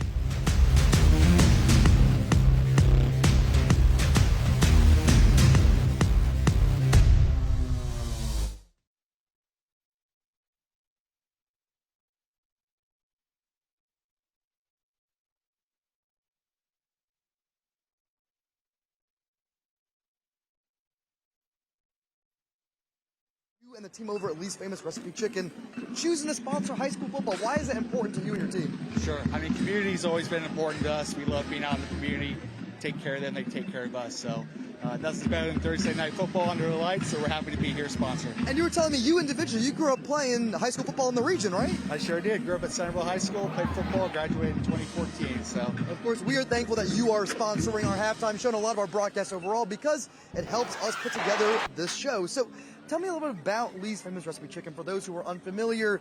I mean, what do you have today for us? And tell me about an award you guys recently won. Sure. Well, today I have our 8-piece family box. 8 pieces of famous mixed chicken in there. And then we have our new Nashville Hot Mac and Cheese Bowl. We just released it a couple weeks ago, so it's going well. Go out and get some.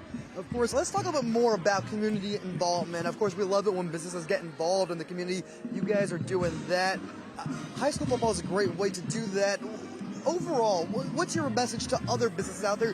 Why should they get involved in the community as well? These kids work real hard over the summer. You know, going through it myself, they work really hard over the summer, and they definitely deserve the recognition that they get out here today. Now, of course, let's talk about the Lee's Famous Recipe Chicken locations here in the Miami Valley. I mean, there's one just down the road from where we were in Xenia. That's where you picked up this chicken and mac and cheese in front of us right now. Can you help us out with a general list of some of the locations? Yeah, we got as far east as Xenia, as far west as Brookville. We go down to Franklin, so we're all around. We got 12 locations around here, so there's one by you. Come out and we'll take care of you. Of course. My last question for you, just what do you think so far? I mean, this is your first time being at a game with us. Thoughts on week 1 of TNL? Oh, it's awesome. I mean, nothing beats football under the lights, so I'm happy to be here. It's a great experience, great environment. Fans are on fire, so it's great. Of course. Well, we're happy to have you here. We're happy to have some chicken here, and we're happy to have you as a sponsor as well. We're going to have more of the Wright and Schulte halftime report after this commercial break.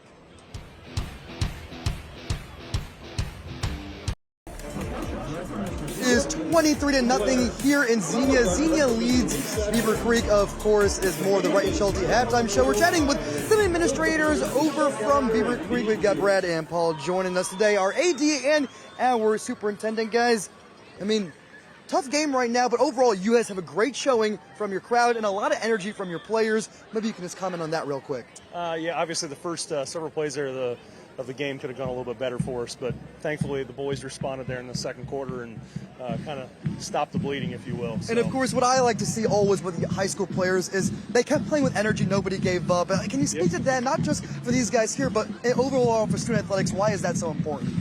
I mean, obviously, athletics is a microcosm of life. You know, everything that we do on the field, it's an example of what is going to happen in the real world. You know, that things aren't going to go your way, and how you respond to it is a lot about what life is going to be. Of course. Well, we're talking a little bit about the high school football season right now with week 1, but we've got a lot more football to talk about and other fall sports because you got a whole fall season ahead.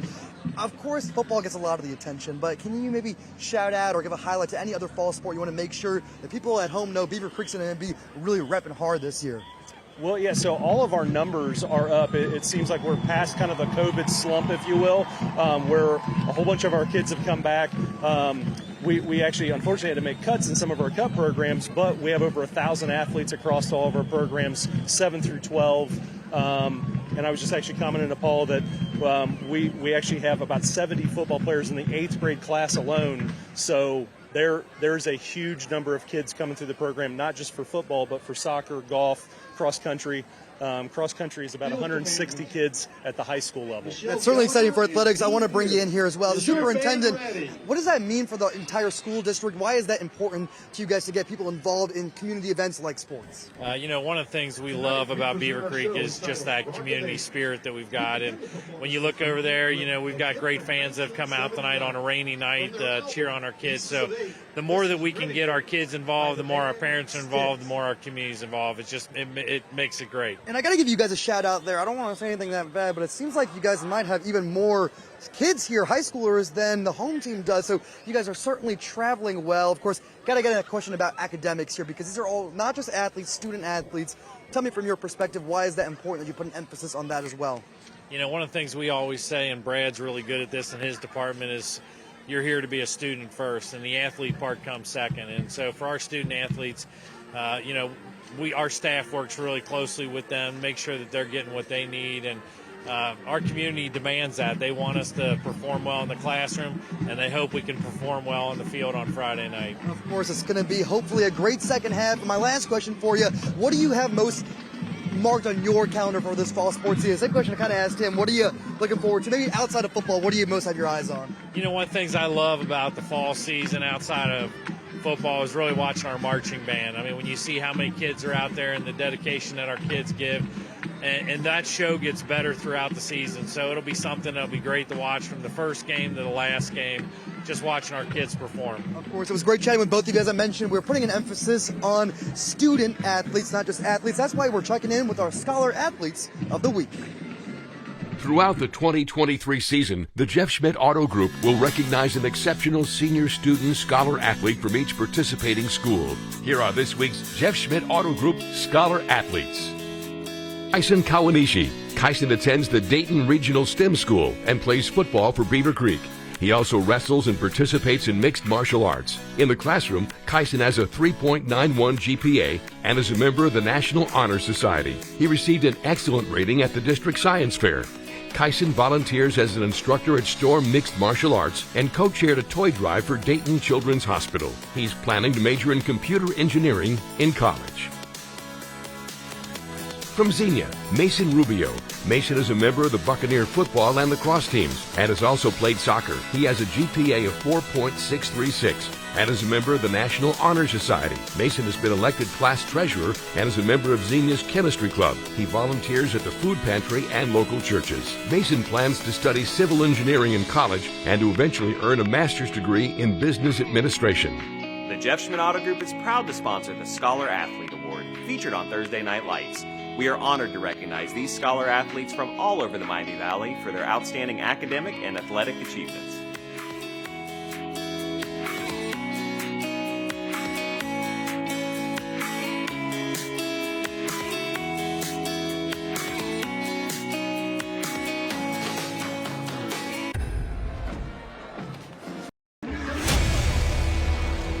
Possibilities. Just bring the coach's water.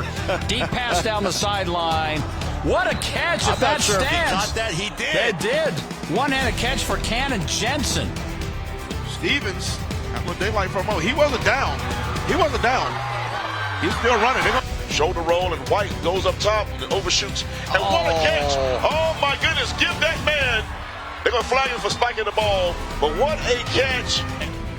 Taken by the Titans at the 20-yard line with some room out to the right side. There he goes across midfield to the 40, down to the 30. He's not going to be caught. Let's take a look at our player of the game tonight. This man did it in all three phases for MJ. Dearius Morton had a pick, a rushing touchdown, and a blocked field goal touchdown. Yeah, just an outstanding effort by Morton tonight. He just had an unbelievable game. Going to go forward right here. Going to go up high, and that's going to be picked off. And a huge play there. It's clarity.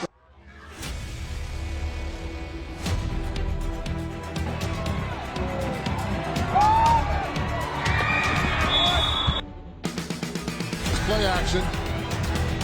Seibert able to avoid the sack by some time. Now throws across his body to a wide open Caden Bates. No flag on the play.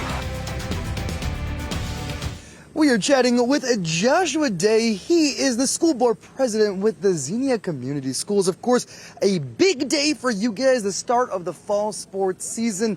Put it in your own words, how excited are you? This is huge for this community. We're coming off a 10-0 season last year, and so we're excited to get rolling again this year, keep it up, and hopefully produce similar results. Of course, you can always hope for a great season. I think you guys are probably in store for a good one, but let's just talk generally for a second here.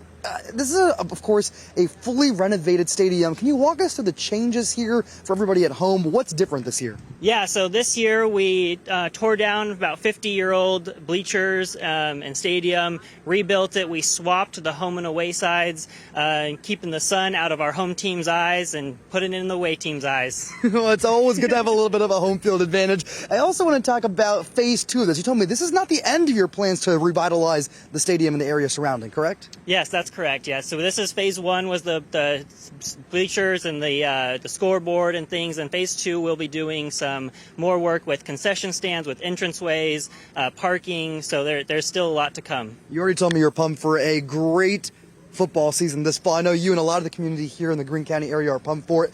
But maybe you can just talk to me about the future of fall sports in general. Are there other sports that you want to highlight across this Xenia community? Yeah, I mean, right now we have golf going on, soccer. Both our teams just won their first games for soccer. And we just really have a great schedule. We got great coaches out here that are really just helping our kids academically, personally, and athletically. And of course, you are the school board president, so let's talk school-related activities for a second here. I met a really nice young man just a little while ago who is, in fact, our Scholar Athlete of the Week from your school. Mason, he was a great guy. Talk to me about the importance that you give to all your athletes and all your schools about academics when it comes to sports. Yeah, as a athlete in the schools, a student athlete, so student comes first for a reason.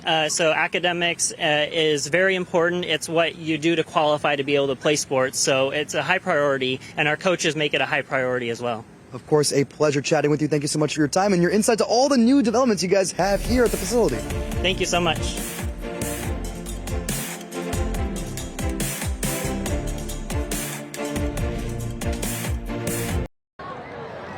Welcome back to the season premiere of Lee's Famous Recipe Chicken Thursday Night Lights, presented by Cincinnati area Toyota dealers. Xenia with a 23-0 lead on Beavercreek at halftime. And right now we're going to take a look at some of the first half highlights. All 23 of Xenia's points coming in the opening 12 minutes, and it really couldn't have started any better for Xenia, Keith Byers. A fumble directly leading to a touchdown the very next play. How about that? I mean, hey, first play, you get turnover. First play, offense, touchdown. That's how you start a season.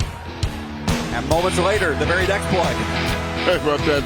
Second time defense goes on the field, they get a pick six. It was just a very tough environment for the Beavercreek offense. The rain certainly wasn't helping in terms of handling the football, but the Xenia offense able to capitalize on those opportunities with this Ronnie Butler touchdown up the middle.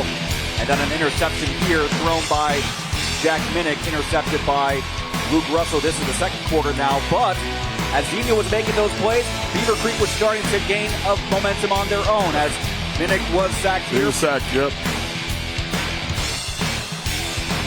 And this is Elijah Johnson. He was tackled for a loss, so Xenia... You got to give Beavercreek credit. They never stopped coming at that first half. And they didn't get anything going offensively, but, defense, they did step up. And Xenia back at itself for a field goal one drive. Let's take a look at the total yards. Again, not a lot of yardage for Xenia because when they got those turnovers, they only had short fields. They didn't have that far to go. But those 4 turnovers for Beavercreek, including one right at the end of the first half that you still think, no doubt in your mind, that's a touchdown. I think it's a touchdown. It looked like it. My first instinct was a touchdown. Then looking at the replay, it still looked like a touchdown. But it's the first game for everybody. First game for me. First game for the coaches, referees, everyone. So 23-0 is our score at halftime. We'll take one final break, and then when we come back, the second half of the season premiere of Thursday Night Lights. You're watching My TV Dayton. The halftime report has been sponsored by Wright & Schulte.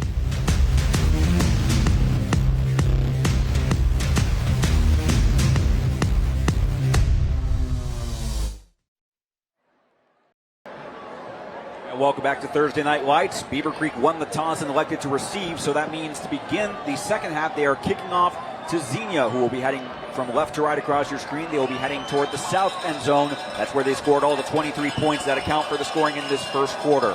This kickoff presented by Wright & Schulte. It is a short kick and will take a couple of hops and take a while to settle out of bounds, and eventually does so at the 12-yard line. It's going to be a penalty, and it's going to give Xenia a great field position to start off. So gamesmanship on the part of Jamari Scott to let the ball roll out of bounds and give Xenia advantageous field position.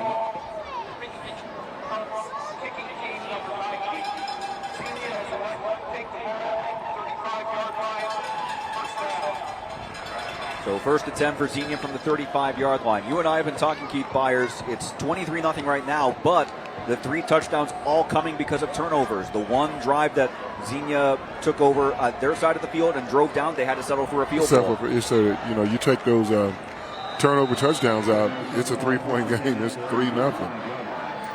Xenia's not going to get those turnovers away. No way. You saw in the stats at halftime, again, not a lot of yardage, but this will result in a big game for the Xenia offense. McManus with the pass complete to Juan Underwood. That's a first down presented by Arby's, and it moves the Xenia offense past midfield into Beavercreek territory. That's what Xenia wants to do now that the rain has subsided for a while.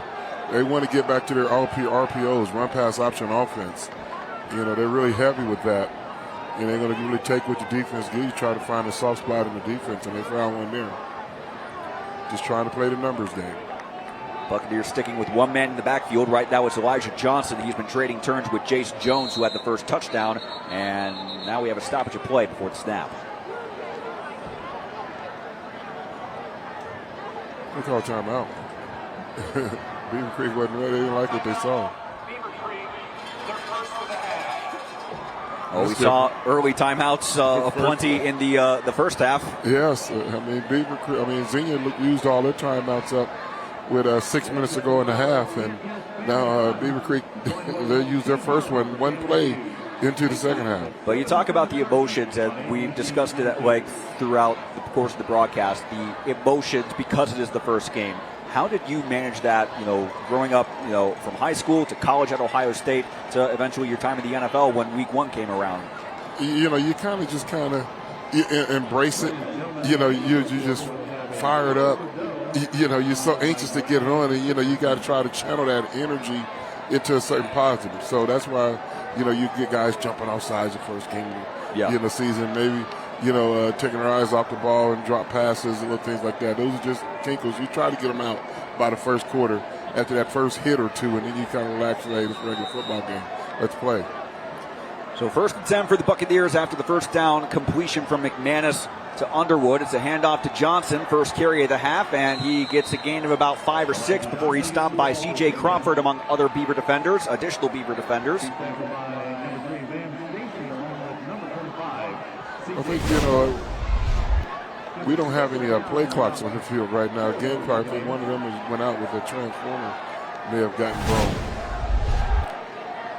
So it's 2nd and 4, as we're now just over a minute into the second half of our season premiere of Thursday Night Lights. First of 10 weeks of exciting high school football action on Thursday in prime pressure. Time. Swing pass to Johnson. Able to break one tackle, still on his feet as he moves inside the 40-yard line. That will put him close to the first down marker. And it looked like he may have gained just enough to warrant moving the chains. Beavercreek had the right defense call. That was just better offense than defense. Did an excellent job. But you got to give him credit.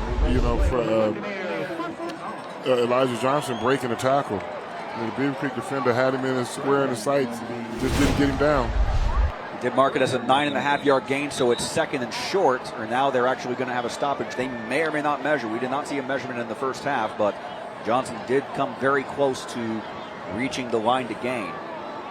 Johnson's on the sideline right now, being tended to by the trainer. Some kind of muscle injury in the shoulder.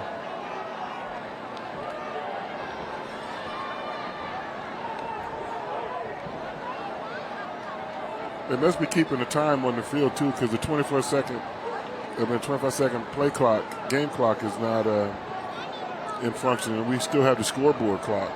Yeah, scoreboard clock is still operating just fine. With the 10:39 UC is correct, but we do not have a play clock. One behind either end zone went out at some point during halftime. One in the south end zone is blinking a little bit now.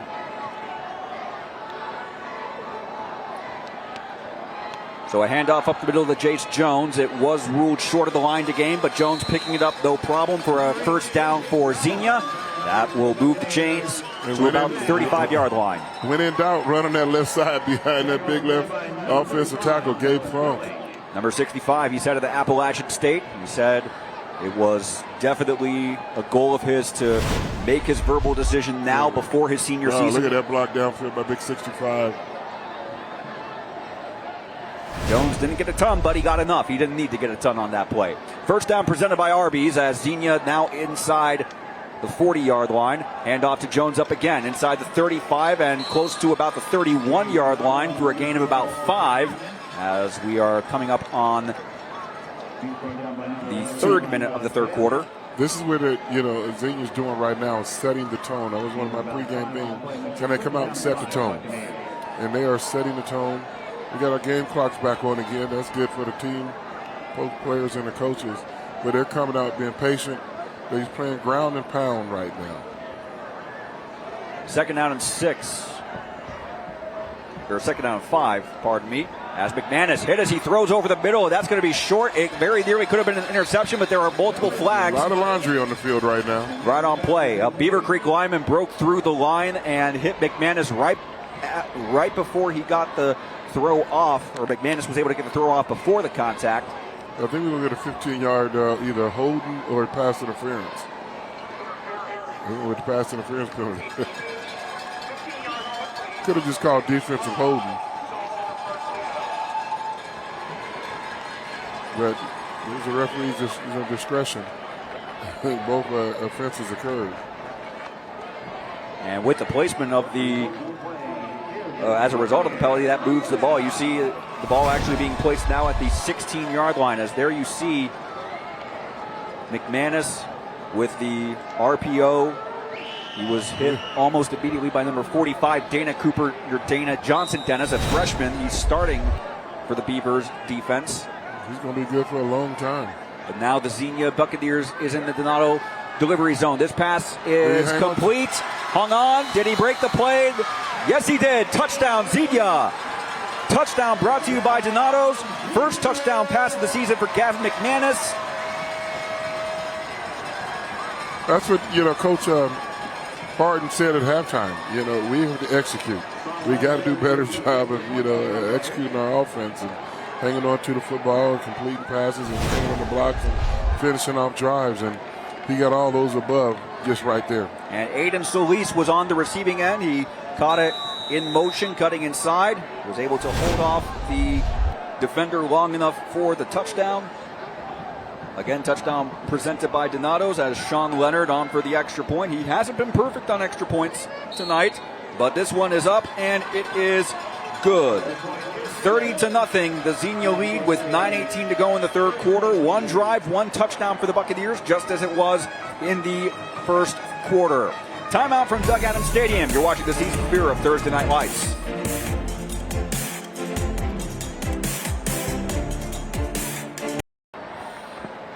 $30-0, Xenia leads Beavercreek on this opening week of Thursday Night Lights. Lee's Thursday Night Lights presented by Cincinnati area Toyota dealers. Matt Digby, Keith Byers, Tage Joshi, and our crew greeting you from Greene County as the Buccaneers are ready to kick off to the Beavercreek Beavers with 9:18 to go here in the third quarter after Gavin McManus' first touchdown pass of the year complete to Aiden Solis. So we've had a couple of short field rushing touchdowns, a pick six, and now a longer, more sustained drive for the Xenia offense that resulted in 6. Yeah, we found it, we haven't seen too many chunk plays. I call them chunk plays of 20 yards or more. We haven't seen that tonight. But tonight is still young. But it's efficient. That was an efficient drive by Xenia. You gotta like that. This kickoff brought to you by Wright and Schulte. Sean Leonard keeping it short. It will be playable. Picked up around the 14-yard line. And cutting to the right side is Adi Hernandez past the 20, 25, and forced out of bounds at the 29-yard line. It's good field position for a Beavercreek start. He's had a good night returning the ball, Adi Hernandez. He has. Between him and Quentin Youngblood. As we take a look at the scoring drive brought to you by Rand Associates. 7 plays, 65 yards. By far the longest drive we've had tonight, resulting in a 16-yard touchdown pass from Gavin McManus, his first touchdown throw of the year, to Aiden Solis, his first touchdown reception of 2023. The first of many touchdown passes we're going to see out of McManus this year. And he is only a junior. Third-year starter, but only a junior. Here's Jack Minnick. Hand off to Quentin Youngblood, who does well to wait for space to open up. Past the 40, 50. Solis and Henry have an angle, and Henry forces him out of bounds at the 30-yard line. But a great run by Beavercreek. By far their best offensive play. We were looking for a big yardage play, and there was the first one delivered by Beavercreek. And that results in a Beavercreek first down presented by Arby's. When I had a chance to talk to him yesterday, you could just see his love for football. Love is a competitive nature, and he knew this is, still a rivalry game. And I didn't, sense any quit in that young man. And you see this, that was the first time he touched the ball the second half, something good happened. Youngblood takes the handoff again. This time he's going to be met more at the line of scrimmage by multiple Xenia defenders, and that will set up second and long. But yeah, we talked to him, the love of football, and it will continue into college. He hasn't made a decision yet, but he has been in serious conversation with multiple schools.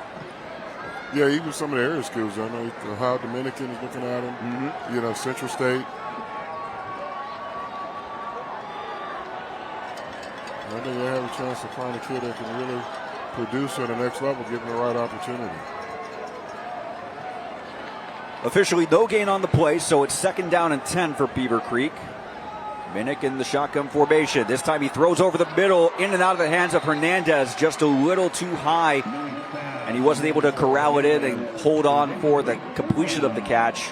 You think it's possibly still also that wet ball, because when it was snapped from the line of scrimmage, it was still wet from all the rain we've had tonight. The ball.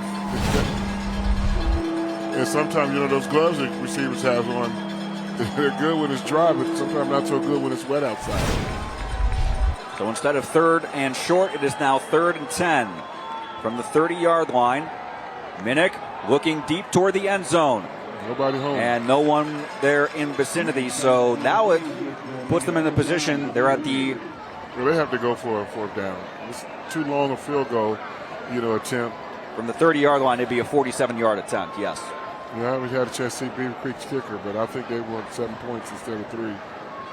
Especially considering how close they were on their last drive in the last minute right before halftime. They were to about the 1-yard line, 2-yard line, and your view, you thought Tyler Kelly had extended the ball past the plane.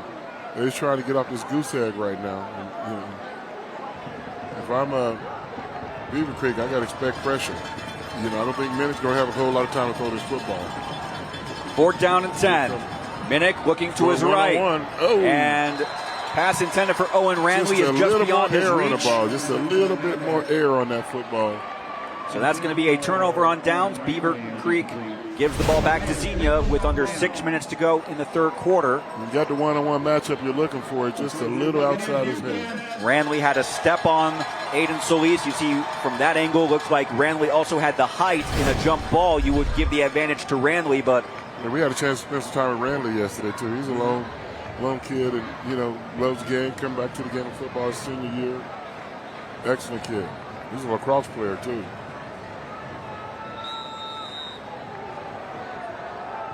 So Gavin McManus back out for Xenia's second series of the second half. It's a handoff to Elijah Johnson. Quickly runs into bodies right at the line of scrimmage. Maybe he gets a gain of about 1.5 yards. There wasn't much there. Regardless of what the scoreboard says, I've been impressed with Beavercreek's defense. They have, for the most part. Apart from but they haven't broken very much. The touchdowns, 3 of them resulting from short fields or the pick 6. Otherwise, it's 10-0. Absolutely, they're still staying aggressive. They're going after it. At the same time, Xenia, they've been more methodical. They know that it's not a sprint, especially over the course of a season, as McManus got the handoff in time to Johnson. They may have to put him back on quarterback. He's still down right now. McManus did get to his feet. When you run those RPOs, the quarterback can get hit. And I do see a flag on the play. It's going to be holding on Xenia.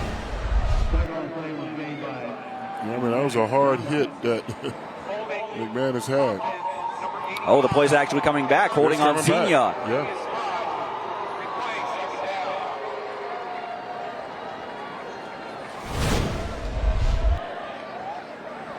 Yeah, McManus was not happy about that hit. He had given the ball away clearly in the receiver. Clearly, yeah. Johnson was already at least 2 or 3 steps away from him, and he got hit. Well, the other thing you'll notice is the clock is also running. That's because of the Ohio high school rule that 30 points initiates a running clock in the second half. I think that's a good rule, too. So if Beavercreek gets a touchdown to cut it to 30-6 or 30-7, it will go back to regular clock rules. But until that happens, it's going to be a running clock. So on 2nd and very long, McManus with a handoff to Jace Jones, who picks up about 4. That was a nice run by Jace Jones. You're the runner. You say who's going to be the hammer, who's going to be the nail. And if you're a defensive player, you think you're automatically the hammer, but not necessarily. Jace Jones was the hammer on that play, and not the nail.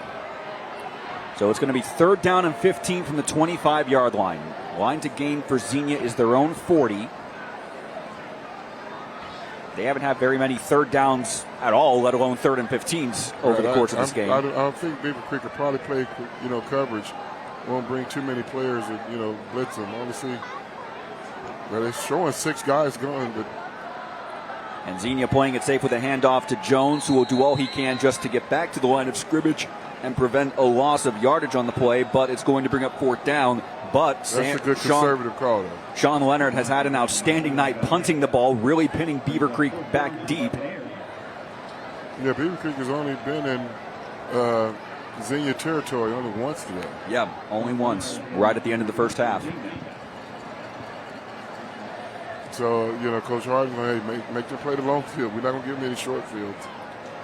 Under 2:45 to go in the 3rd quarter. Sean Leonard back to punt for Xenia. 1 man back for Beavercreek is David Svoboda. Svoboda quickly calling for a fair catch, and he's going to let this one hop. It takes a couple of Xenia hops. It's actually going to bounce all the way inside the 30-yard line. Yeah, that's unnecessary roughness. Now we're going to back over where Leonard was punting, a late flag. Yeah, that's unnecessary. You can't block the punter like that. 50 yards away from the football, the refs are going to call it. They're going to protect him. That's a little frustration out of Beavercreek with penalties like that.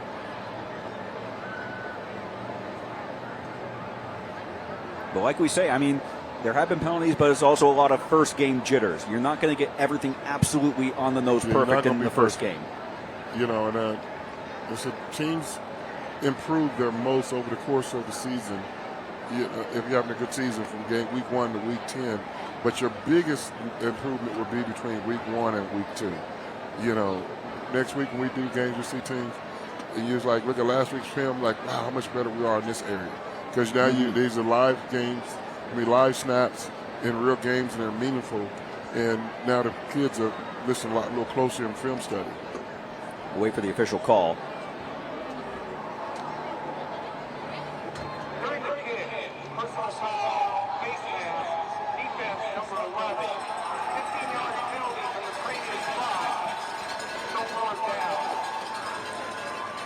So because Xenia still had so far to go just to reach the official, or to reach their line to gain, it's still 4th down from their end.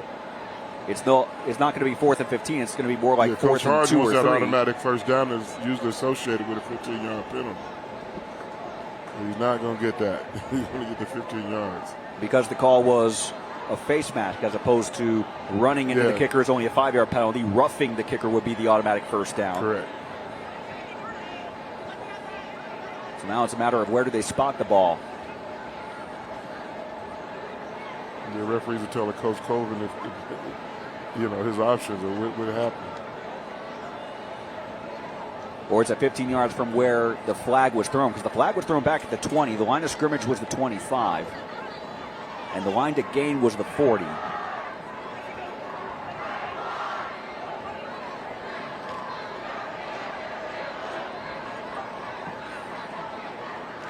They're sorting it out.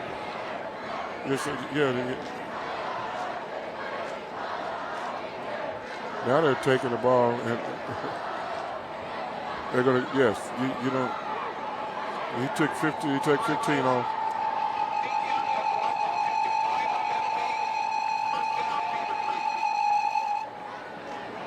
So now they're going to decline the penalty. Instead of repunting the ball. Because it was another great punt by Sean Leonard, rolling all the way inside the 30-yard line. More than 40 yards when you count the pro Beavercreek roll. So again, the Beavers get some momentum going on offense. They did toward the end of the first half, but weren't able to capitalize with points. Let's see how this half goes. The Beavercreek student body still fired up over there.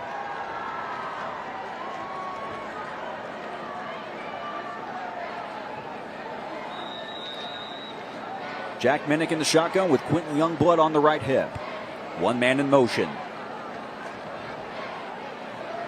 Youngblood with a handoff. Waited for an opening, and one kind of came, but not a large gain. Too many blue shirts right there. It was enough to prevent a loss on the play, but not the biggest of gain either. Youngblood runs hard all the time.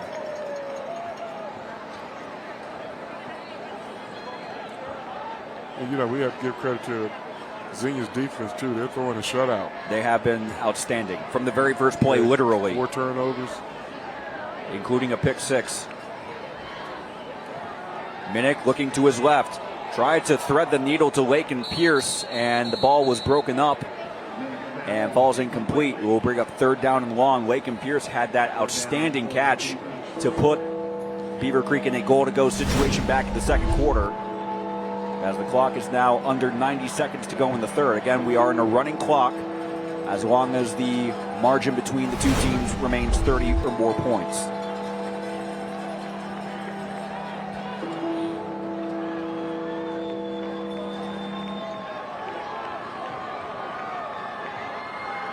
I mean, that Beavercreek, that Xenia pass rush has been efficient all night long. 3rd and 10 as Minnick looks to his right. Fires complete or incomplete, overthrown everybody. Owen Randley was the intended receiver. They were on 2 different pages. Randley was thinking it was going to be a short button hook pass, and Minnick was going for the deep ball. Yep.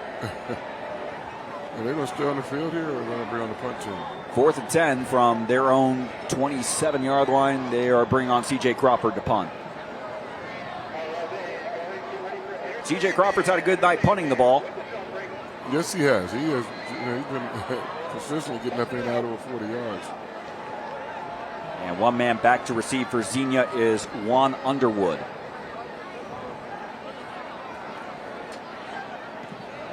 Crawford, look at this kick. It's driving Underwood back inside the 30. It's going to take another ball.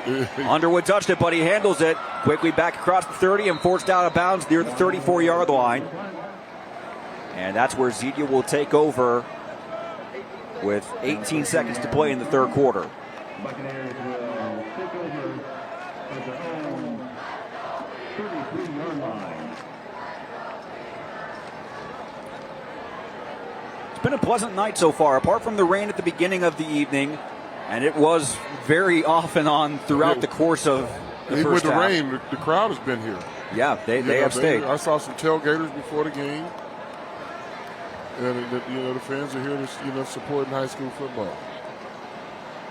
I said one of these days, in the hopefully distant future, I'm gonna be the old guy sitting up at the top of the bleachers watching the game on a Friday night. Definitely. Somebody in the car, you got a kid out there? No, I was here watching the game. I'm a football-holic. And they may actually let this clock run out because, again, running clock with the 30-point margin, we may not see another play in this 3rd quarter. Let's go straight to the 4th quarter. Indeed, we will not. So 1 touchdown for Xenia in the 3rd quarter. The first touchdown pass of the year from Gavin McManus to Aiden Solis. 30-0, Xenia leads Beavercreek on the season premiere of Thursday Night Lights.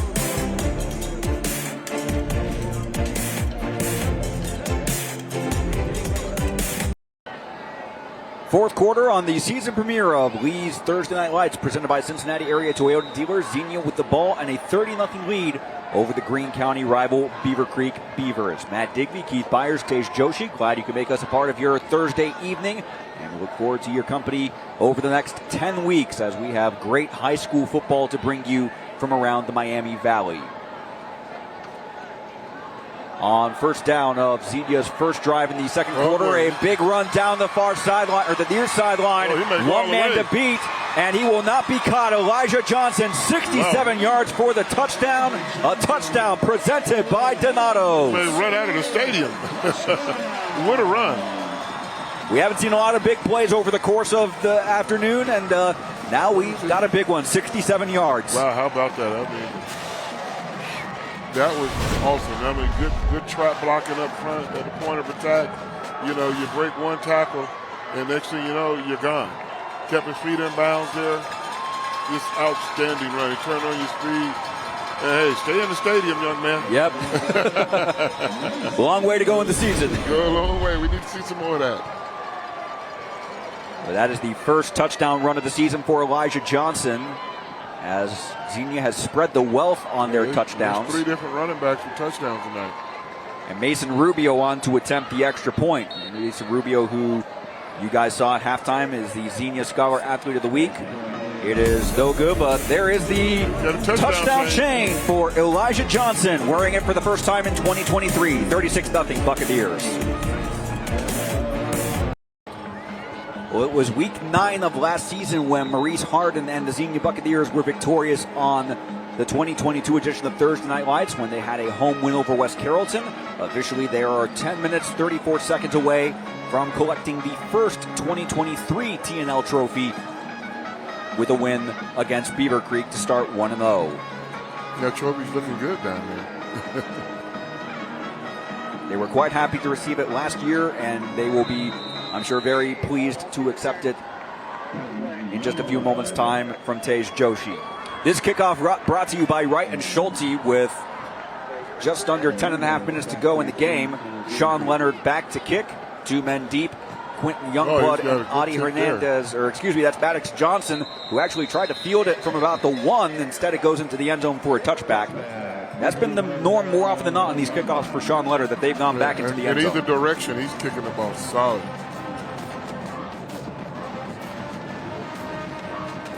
Man, what a night for football. That's here. We take a look here at the scoring drive presented by Rand Associates. One play, 77 yards. Elijah Johnson, the first touchdown of his season individually. And that's been the norm, and that's been the story of the game for Xenia. Short drives in terms of not taking up a lot of time. How about that? I had a 77-yard touchdown run. That's right. It was a Dolphin record for many years. It's against Dallas Cowboys in the snow. In the snow. In the snow, I went 77. On first down, Jack Minnick with the swing pass to number 5. That's Austin Brandenburg. And he's able to breaking a couple of tackles. Gain about 2 or 3 yards on the play. That's going to bring up 2nd and 8. And there's a look at the TNL trophy. There's nice. Presented by Rand. It was donated by Rand Associates. Xenia collected that trophy week 9 of 2022. And they are officially 9 minutes away from receiving the trophy for week 1 of 2023. That looks good in a trophy case. One of multiple honors the team received. Of course, they went undefeated last year, won the Miami Valley League title. Definitely want to improve on their unexpected first-round exit from the playoffs last year, as this play will result in a loss of yardage. And it's going to bring up 3rd and very long. I mean, that that Xenia defense need to come up with a nickname, because they are swarming to that football. I know the nickname of the Buccaneers, and they're playing that swashbuckler breed of football. They're coming to plunge. Their offense, they are coming playing like Pirates that a Buccaneer is. 3rd and 12 from the 18-yard line. A handoff to Quentin Youngblood. He gets a couple of yards out past the 25, excuse me. But it's still going to be 4th down for Beavercreek.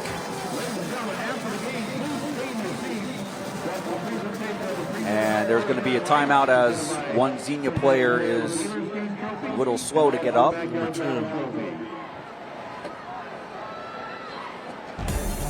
And we're going to take a break with 7:49 to play in regulation time. Xenia 36, Beavercreek nothing on Thursday Night Lights. 7:49 to go on the opening game of Thursday Night Lights 2023 from Doug Adams Stadium in Xenia, Ohio. The Buccaneers with a 36-0 lead against the Beavercreek Beavers, who right now have 4th down and about 5, and I think they were just having a discussion. Were they going to punt, or were they going to go for it on 4th down? It looks like the way they're lining up, they are going to punt the ball back to Xenia. Yeah, no use of giving Xenia a short field if you don't get it. Yeah, that's the right decision. So C.J. Crawford back at his own 12-yard line, waiting for the snap. He's had a great night punting the ball so far. This is on its way. Got a favorable bounce. Gets another favorable bounce. Favorable bounce, for sure. That's been the story when it comes to punting. Both Crawford and then Sean Leonard on behalf of Xenia getting very favorable bounces on their punt attempts. So 7.5 minutes to go in regulation time. Your player of the game, you had to pick right now, I would say Xenia defense maybe as a whole. Yeah, the whole defense. Yep. They've all stepped up periodically, and made plays. So, it's not hard. It's hard to single out one guy because they've all made plays in that defense. So, Xenia defense.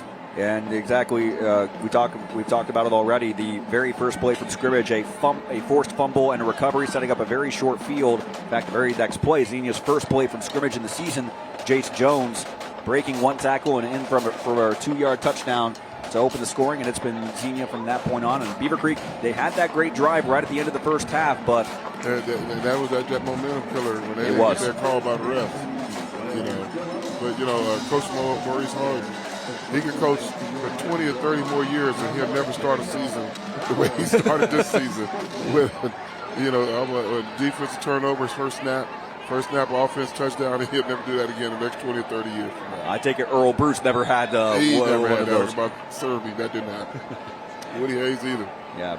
First and 10 as Xenia has made a change at quarterback, a handoff up the middle resulting in a short gain. So Gavin McManus's day is done after a efficient night. He did a lot of handing the ball out, but he also did throw a touchdown pass to Aiden Solis in the first. Yeah, this is a good time to get your younger talent in the game. And Latham Partee, the 5'8 sophomore quarterback, number 12, is going to take the snaps for the rest of the game. In fact, these are meaningful snaps. So you get them on film in game situations instead of coming in practice as a backup quarterback. It's some game time situation on television also. And it's a handoff to number 13, face mask. Isaiah Credit, who wasn't able to break a tackle, but we're going to see multiple flags. It's hard to break a tackle when they're grabbing your face mask. Yeah. He was right in front of the referee. It was an easy call.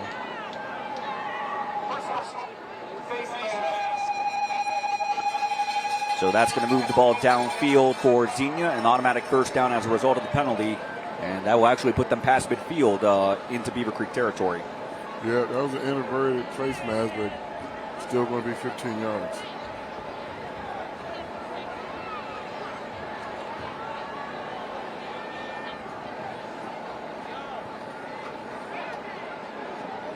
Especially, you got to run the clock on with a little over 6 minutes.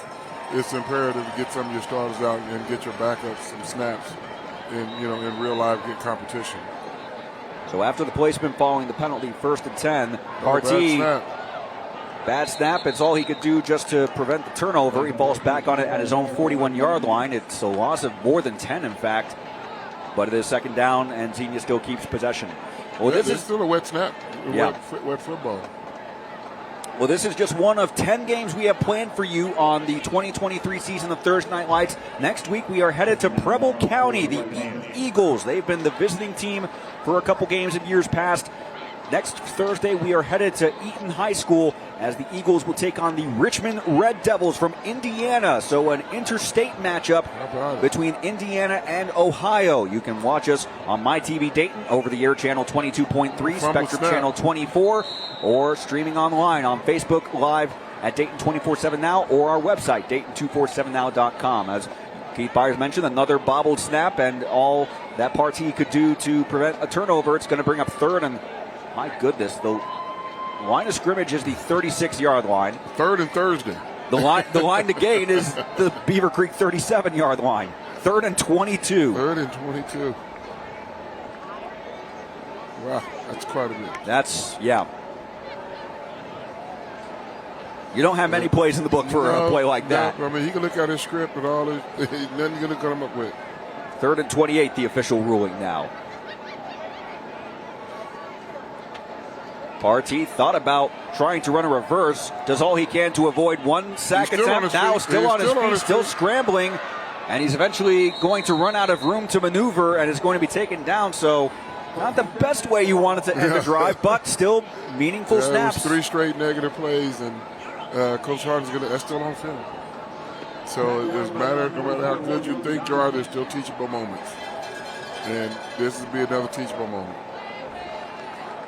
So a drive that began around the 40-yard line, it resulted in a first down because of a penalty out to the Beavercreek 47-yard line, but has since then gone backwards all the way now to the Xenia 20. Yeah, I mean, if Xenia wants to score, this is going to have to probably be the drive to make it on. And the same with, I mean, Beavercreek wants to score. Xenia's going to try to protect their shutout.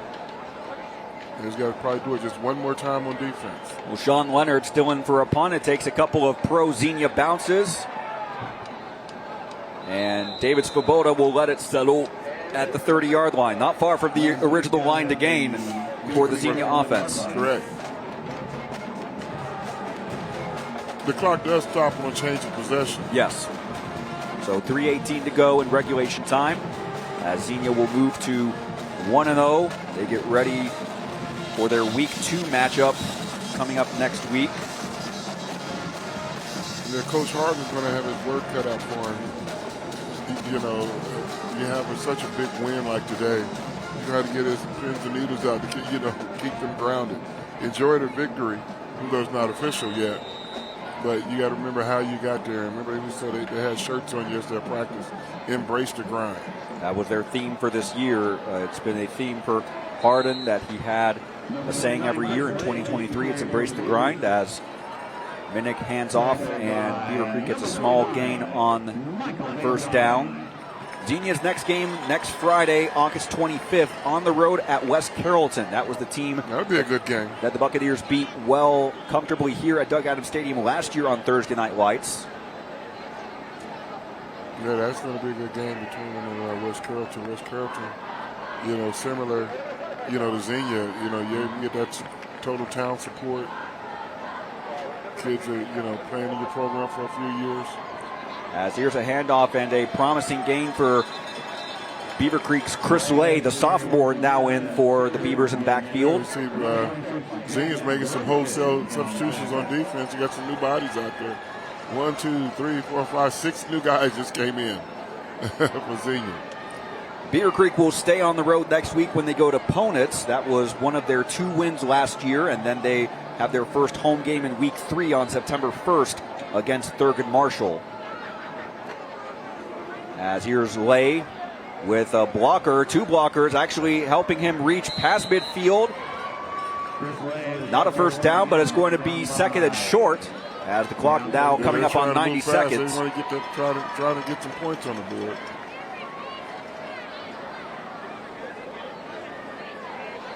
So Xenia will pick up the win in this, their lone non-conference game of the regular season. They open MVL play next week with the trip to West Carrollton. Beavercreek still has a couple more non-conference games before the always rugged GWAC slate. Well, GWAC is tough. Chris Lay with the handoff. He has enough room for the first down, and he gets a mini hole down that far sideline inside the 40, out of bounds, as we're now coming up on a minute to go in regulation time, and that's a first down presented by Bathmasters. I wonder if he would put their starters back in, try to protect the shutout, but probably not with 45 seconds to go. Ball marked at the 38-yard line. Minnick has stayed in the game at quarterback.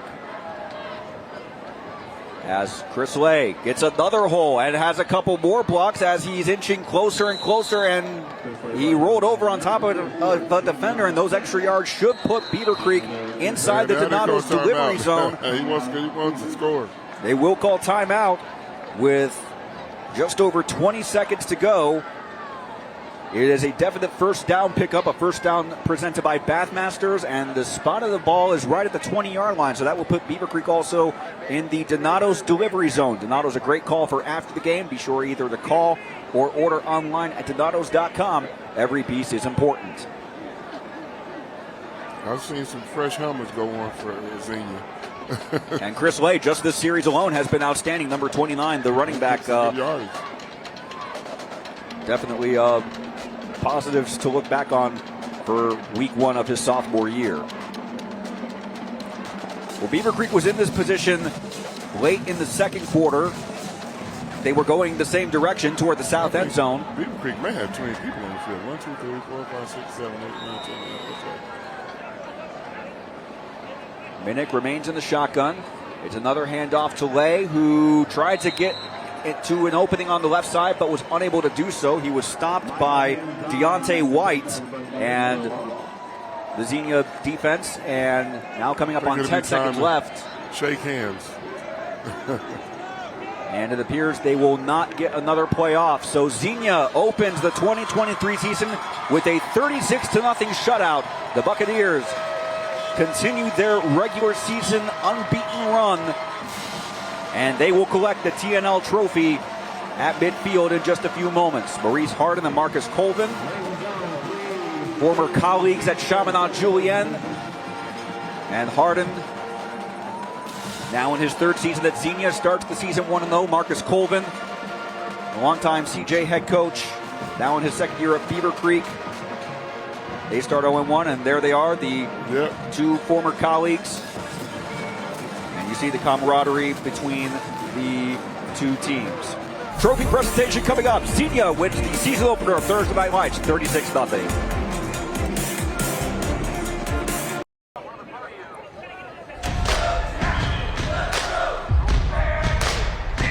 I'm attorney Michael Allwright. I'm proud to be a sponsor of Thursday Night Lights again this year. I'm happy to take part in such a great community event. It is an honor to support this sponsorship, bringing families, communities, and people together to celebrate the sportsmanship of all athletes.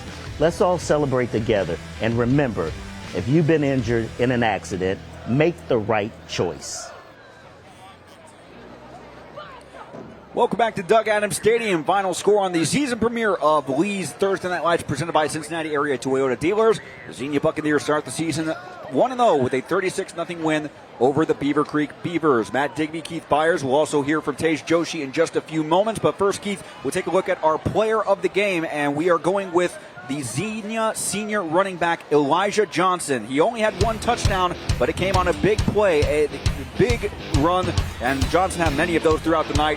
He was just able to find yardage where the opportunities were available. Yes, I mean, he ran with authority all night long. He was breaking tackles, and, you know, just a matter of time before he wore that defense down. And that big 77-yard touchdown that we just seen right here, you know, just culminated a lot of hard work that he did throughout the evening. But player of the game was brought to you by Carol Wirtz, and now we're going to send it down to Tej Joshi at midfield for the trophy presentation. All right, guys, we are happy here to be with Coach Mo to present him the TNL trophy for week 1, of course, from Lee's famous recipe chicken. Coach, we should explain exactly where the team is right now, because you guys are winning another award in this very moment, correct? Yeah, but we're going to continuously work on being consistent. Our mantra, which is embrace the grind this year. So we're going to continue to just keep staying focused, keep our head down, continue to keep working, and if we do those things, we can have success like we did tonight. Well, let's talk a little bit more about tonight's game. Of course, I know you don't like to shout out any specific players because you're proud of your whole team, but maybe a position group that you can highlight for me. Position group is our team. I mean, our defense played lights out. Our offense, our line really started to play very physical in the second half. And really kind of grinding on them. Our quarterback made great decisions. Our running backs did what they're supposed to. Receivers went and blocked on the perimeter. So it's an overall team effort for us, and we're very excited about what we did tonight. Knowing we have a lot to clean up. Got a great opponent next week at West Carrollton, so we're going to enjoy this thing tonight, but we know we got a lot more work to do. Coach, I'm going to let you join with your team as they've got a special ceremony going on the other side of the field. I'm going to present you with this trophy. Congratulations for winning for you and your whole team. Appreciate that. Go Bucks. Back to you guys up in the booth.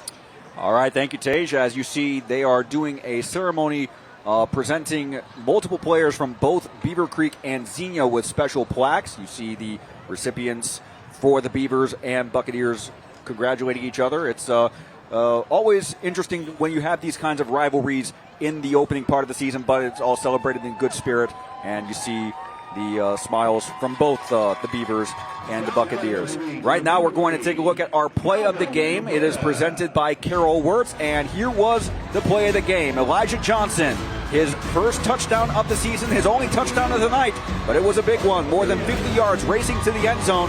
And dare I say, you mentioned it, Keith, if not for that barrier of gates on the other side of the track, he might still be running. I'm telling you, that was the only thing to keep him in this stadium. I mean, he's been wearing the defense down all game long. He's running with authority and physicality the whole first half, and by the second half, Beavercreek said, "We seen enough of you," and he just ran, just shredded them and wore them down. So great run by Elijah Johnson. Our drive of the game also presented by Carol Wirtz Tire Company. And let's take a look at this. The only touchdown pass of the game from Gavin McManus. This was the first drive of the second half. McManus finding Aiden Solis on a button hook route on the right side. He was able to break through the plane for the only passing touchdown of the game. And that capped off the Carol Wirtz drive of the game. I love that. Aiden Solis, great route for physicality. Yesterday we were talking to the kids at practice. They're talking about how much they spent time in the weight room.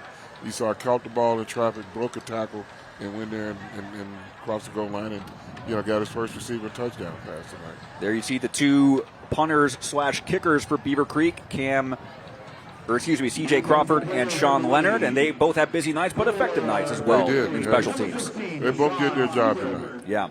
So Xenia moves to 1-0 with the 36-0 win, and that will conclude week 1 of Thursday Night Lights. Next week, tune in. We will be in Preble County as the Eaton Eagles host the Richmond Red Devils, and be sure to join us throughout the fall, every Thursday throughout the regular season. Now for Tage Jochi, Keith Byers, and our crew, I'm Matt Digby. Tonight's final score, Xenia 36, Beavercreek 0. Good night from Xenia.